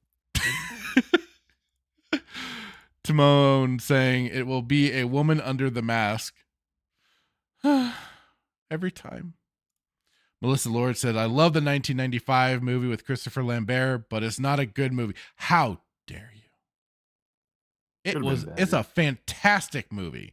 I love that movie to death. I still enjoy the shit out of that movie. Call it a guilty pleasure, I guess, but man, it's fun. It's good. I enjoy it. Yeah, Reptile's CG is a little rough nowadays, but the fight between Reptile and Liu Kang is badass as well. Not as cool as the Scorpion and Johnny Cage, but still pretty damn good, and with another bitchin' soundtrack to it. So, I personally think it's one of the best video game to movie adaptations out there. But that's me. That's me. All right. Well, Hitman, I know you got things to do. I think it's time we call it. Sound good? Yeah, and then next week, just to clarify, we doing the double feature. I keep forgetting. Is it Nerdy Neo's asking, why do you call him Christopher Lambert? I thought Lambert? Well, he's French. You got to kind of like. He's French Canadian. The pronunciation is different. But is it just Lambert? You say it Lambert? Bert? Like Bert? Bert and Ernie? It's Lambert or Lambert. I thought Lambert. Yeah. Yeah, it's Lambert. That's all I do is Lambert, I think. Dan Blackroyd says, correction, they brought back X-Men, Fantastic Four, and Avengers characters for the next Thunderbolts movie. Oh, yeah, I'm sorry, you're right. The Thunderbolt. I'm sorry. Yeah. I didn't realize that there had been a rename for the movie. I thought it. My bad. Thank you for correcting me on that. Lambert. Well, I don't know if Nerdy Neo's going to get back to but I wasn't saying Lambert, but Lambert. God damn. I think it's Lambert. Lambert. Like I said, Not Amber, but Lambert. Yeah, because he's French. You got to do that little extra little bit to it. You got a French that carries a white flag in his pants. The French are never going to live that one down. I don't know. Instead of saying we surrender, it's we surrender. It's surrender if you're French. Fair enough. Dan Blackroyd says Thunderbolts, Doomsday. You're right. Yeah, absolutely. I mean, I don't know who else better to lead into Doomsday other than the Thunderbolts. You're right. I appreciate. And Blackbird's gonna fly here just so he can take us to this movie. I feel like. Like, I will fly here just so we can all watch this movie. I mean, his enthusiasm for it is really psyching me up. I'm about ready to go and see it. Jesus Christ. I would probably not. How dare you? On Rotten Tomatoes, it wasn't the most. I don't think it's come out just yet. On the high seas. Has it not? No, it comes out. Thunderbolts comes out May 2nd. Here, it does, but I thought it was already out. Or is that not a thing? It was previously scheduled for other release dates, but they've pushed it back and back and back till May 2nd. Highly stuff. I'm just telling you what I just found. So, where did you find it? Dan Blackbird said lanolin. I did a quick Google search. Yeah. Highly sus. Google is sus. That's true. Can't trust the Google. All right. We're going to be putting the nail into that one. We'll be sending off. Thank you all so much for being here tonight. Dan Blackroyd coming in at the tail end there, along with Nerdy Neo. Melissa Lord for hanging out with us, along with Timon, Shaka Zulu, the Backseater, Star Wars Marvel Purist. I know Static 2020 was in. Decrepit. Brandon Tran been on? Where is Brandon Tran? And has anybody seen the Sentinel? The Sentinel I've not seen in a long time, even on X. He's been kind of MIA. I don't blame him. All right, I've not seen him. But Brandon Tran was in last week, I believe. Oh. Yeah. And of course we had Duke Devil 95. It's good to see the guys it's good to see everybody, but definitely the people who've been with us since day one. Oh, okay. Nerdy Neo has been here the whole time. He was just lurking. Well, thank you, Neo. I appreciate it, brother. Just trying to make sure I got everybody. Oh yeah, Ariel O'Neill Ballet was in earlier as well, but just kind of dropped the comment and headed out or lurked. I don't know, but regardless, I appreciate it, everyone. Thank you all so much, and we will be back next week. And don't forget, we'll be talking about we've got our we'll be talking about the Star Wars comic adaptation of Heir to the Empire, the first chapter. We'll have our notes. We'll be ready to go. We'll be talking EU. We're looking forward to it, and we will try and then fit in. Also, we'll figure it out. The double feature for the Stargate season 2 finale and season 3 opener. So be there. Yeah, or worst be... comes worst if we have to cut down on some articles and we'll figure it out. Yeah, Either we did a good bunch tonight, so I think we're good. We'll see what comes up. But yeah, I think next week we should be solid. And for myself, of course, check out for Wednesday for the Mass Effect streams that I usually do. I'll probably be doing the Leviathan DLC next, or maybe continuing with a little bit more of the story and then that DLC. I just got through the whole the little party and the whole apartment thing with Shepard and the crew, taking some time off and kind of doing a slice of life stuff, which was fun. I enjoyed it, and kind of funny because I forgot to do Miranda's storyline, so she would be available, but sorry, I don't care.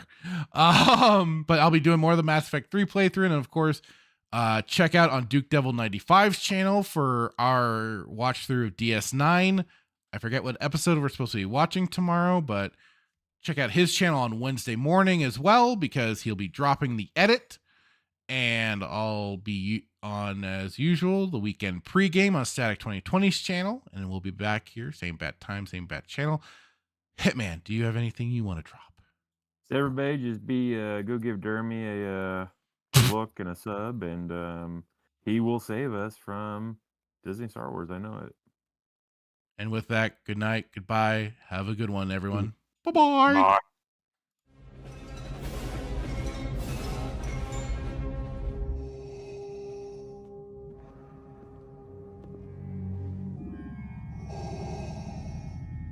What is thy bidding, my master? Yeah, I should have known from the very beginning. From what you said. Yeah, when the mega powers were formed. Yeah, what you were out for from the very beginning. Yeah, you were after what was mine. I remember what you said. You can destroy the Emperor. Join me. Together, we can rule the galaxy as father and son. Yeah, that one was rough. Those words right there. Yeah, I got stuck, yeah, but I swallowed it anyway. Didn't like the taste, but I swallowed it anyway, yeah. But I remember the time when there was a conquistador out of the ring, the one that's so jealous that he can't stand it, yeah. Yeah, you came in there with your poses, yeah, but you made a big idiot out of yourself, yeah. And speaking of idiot things, what about that stupid idea? Did you forget that one? Think back.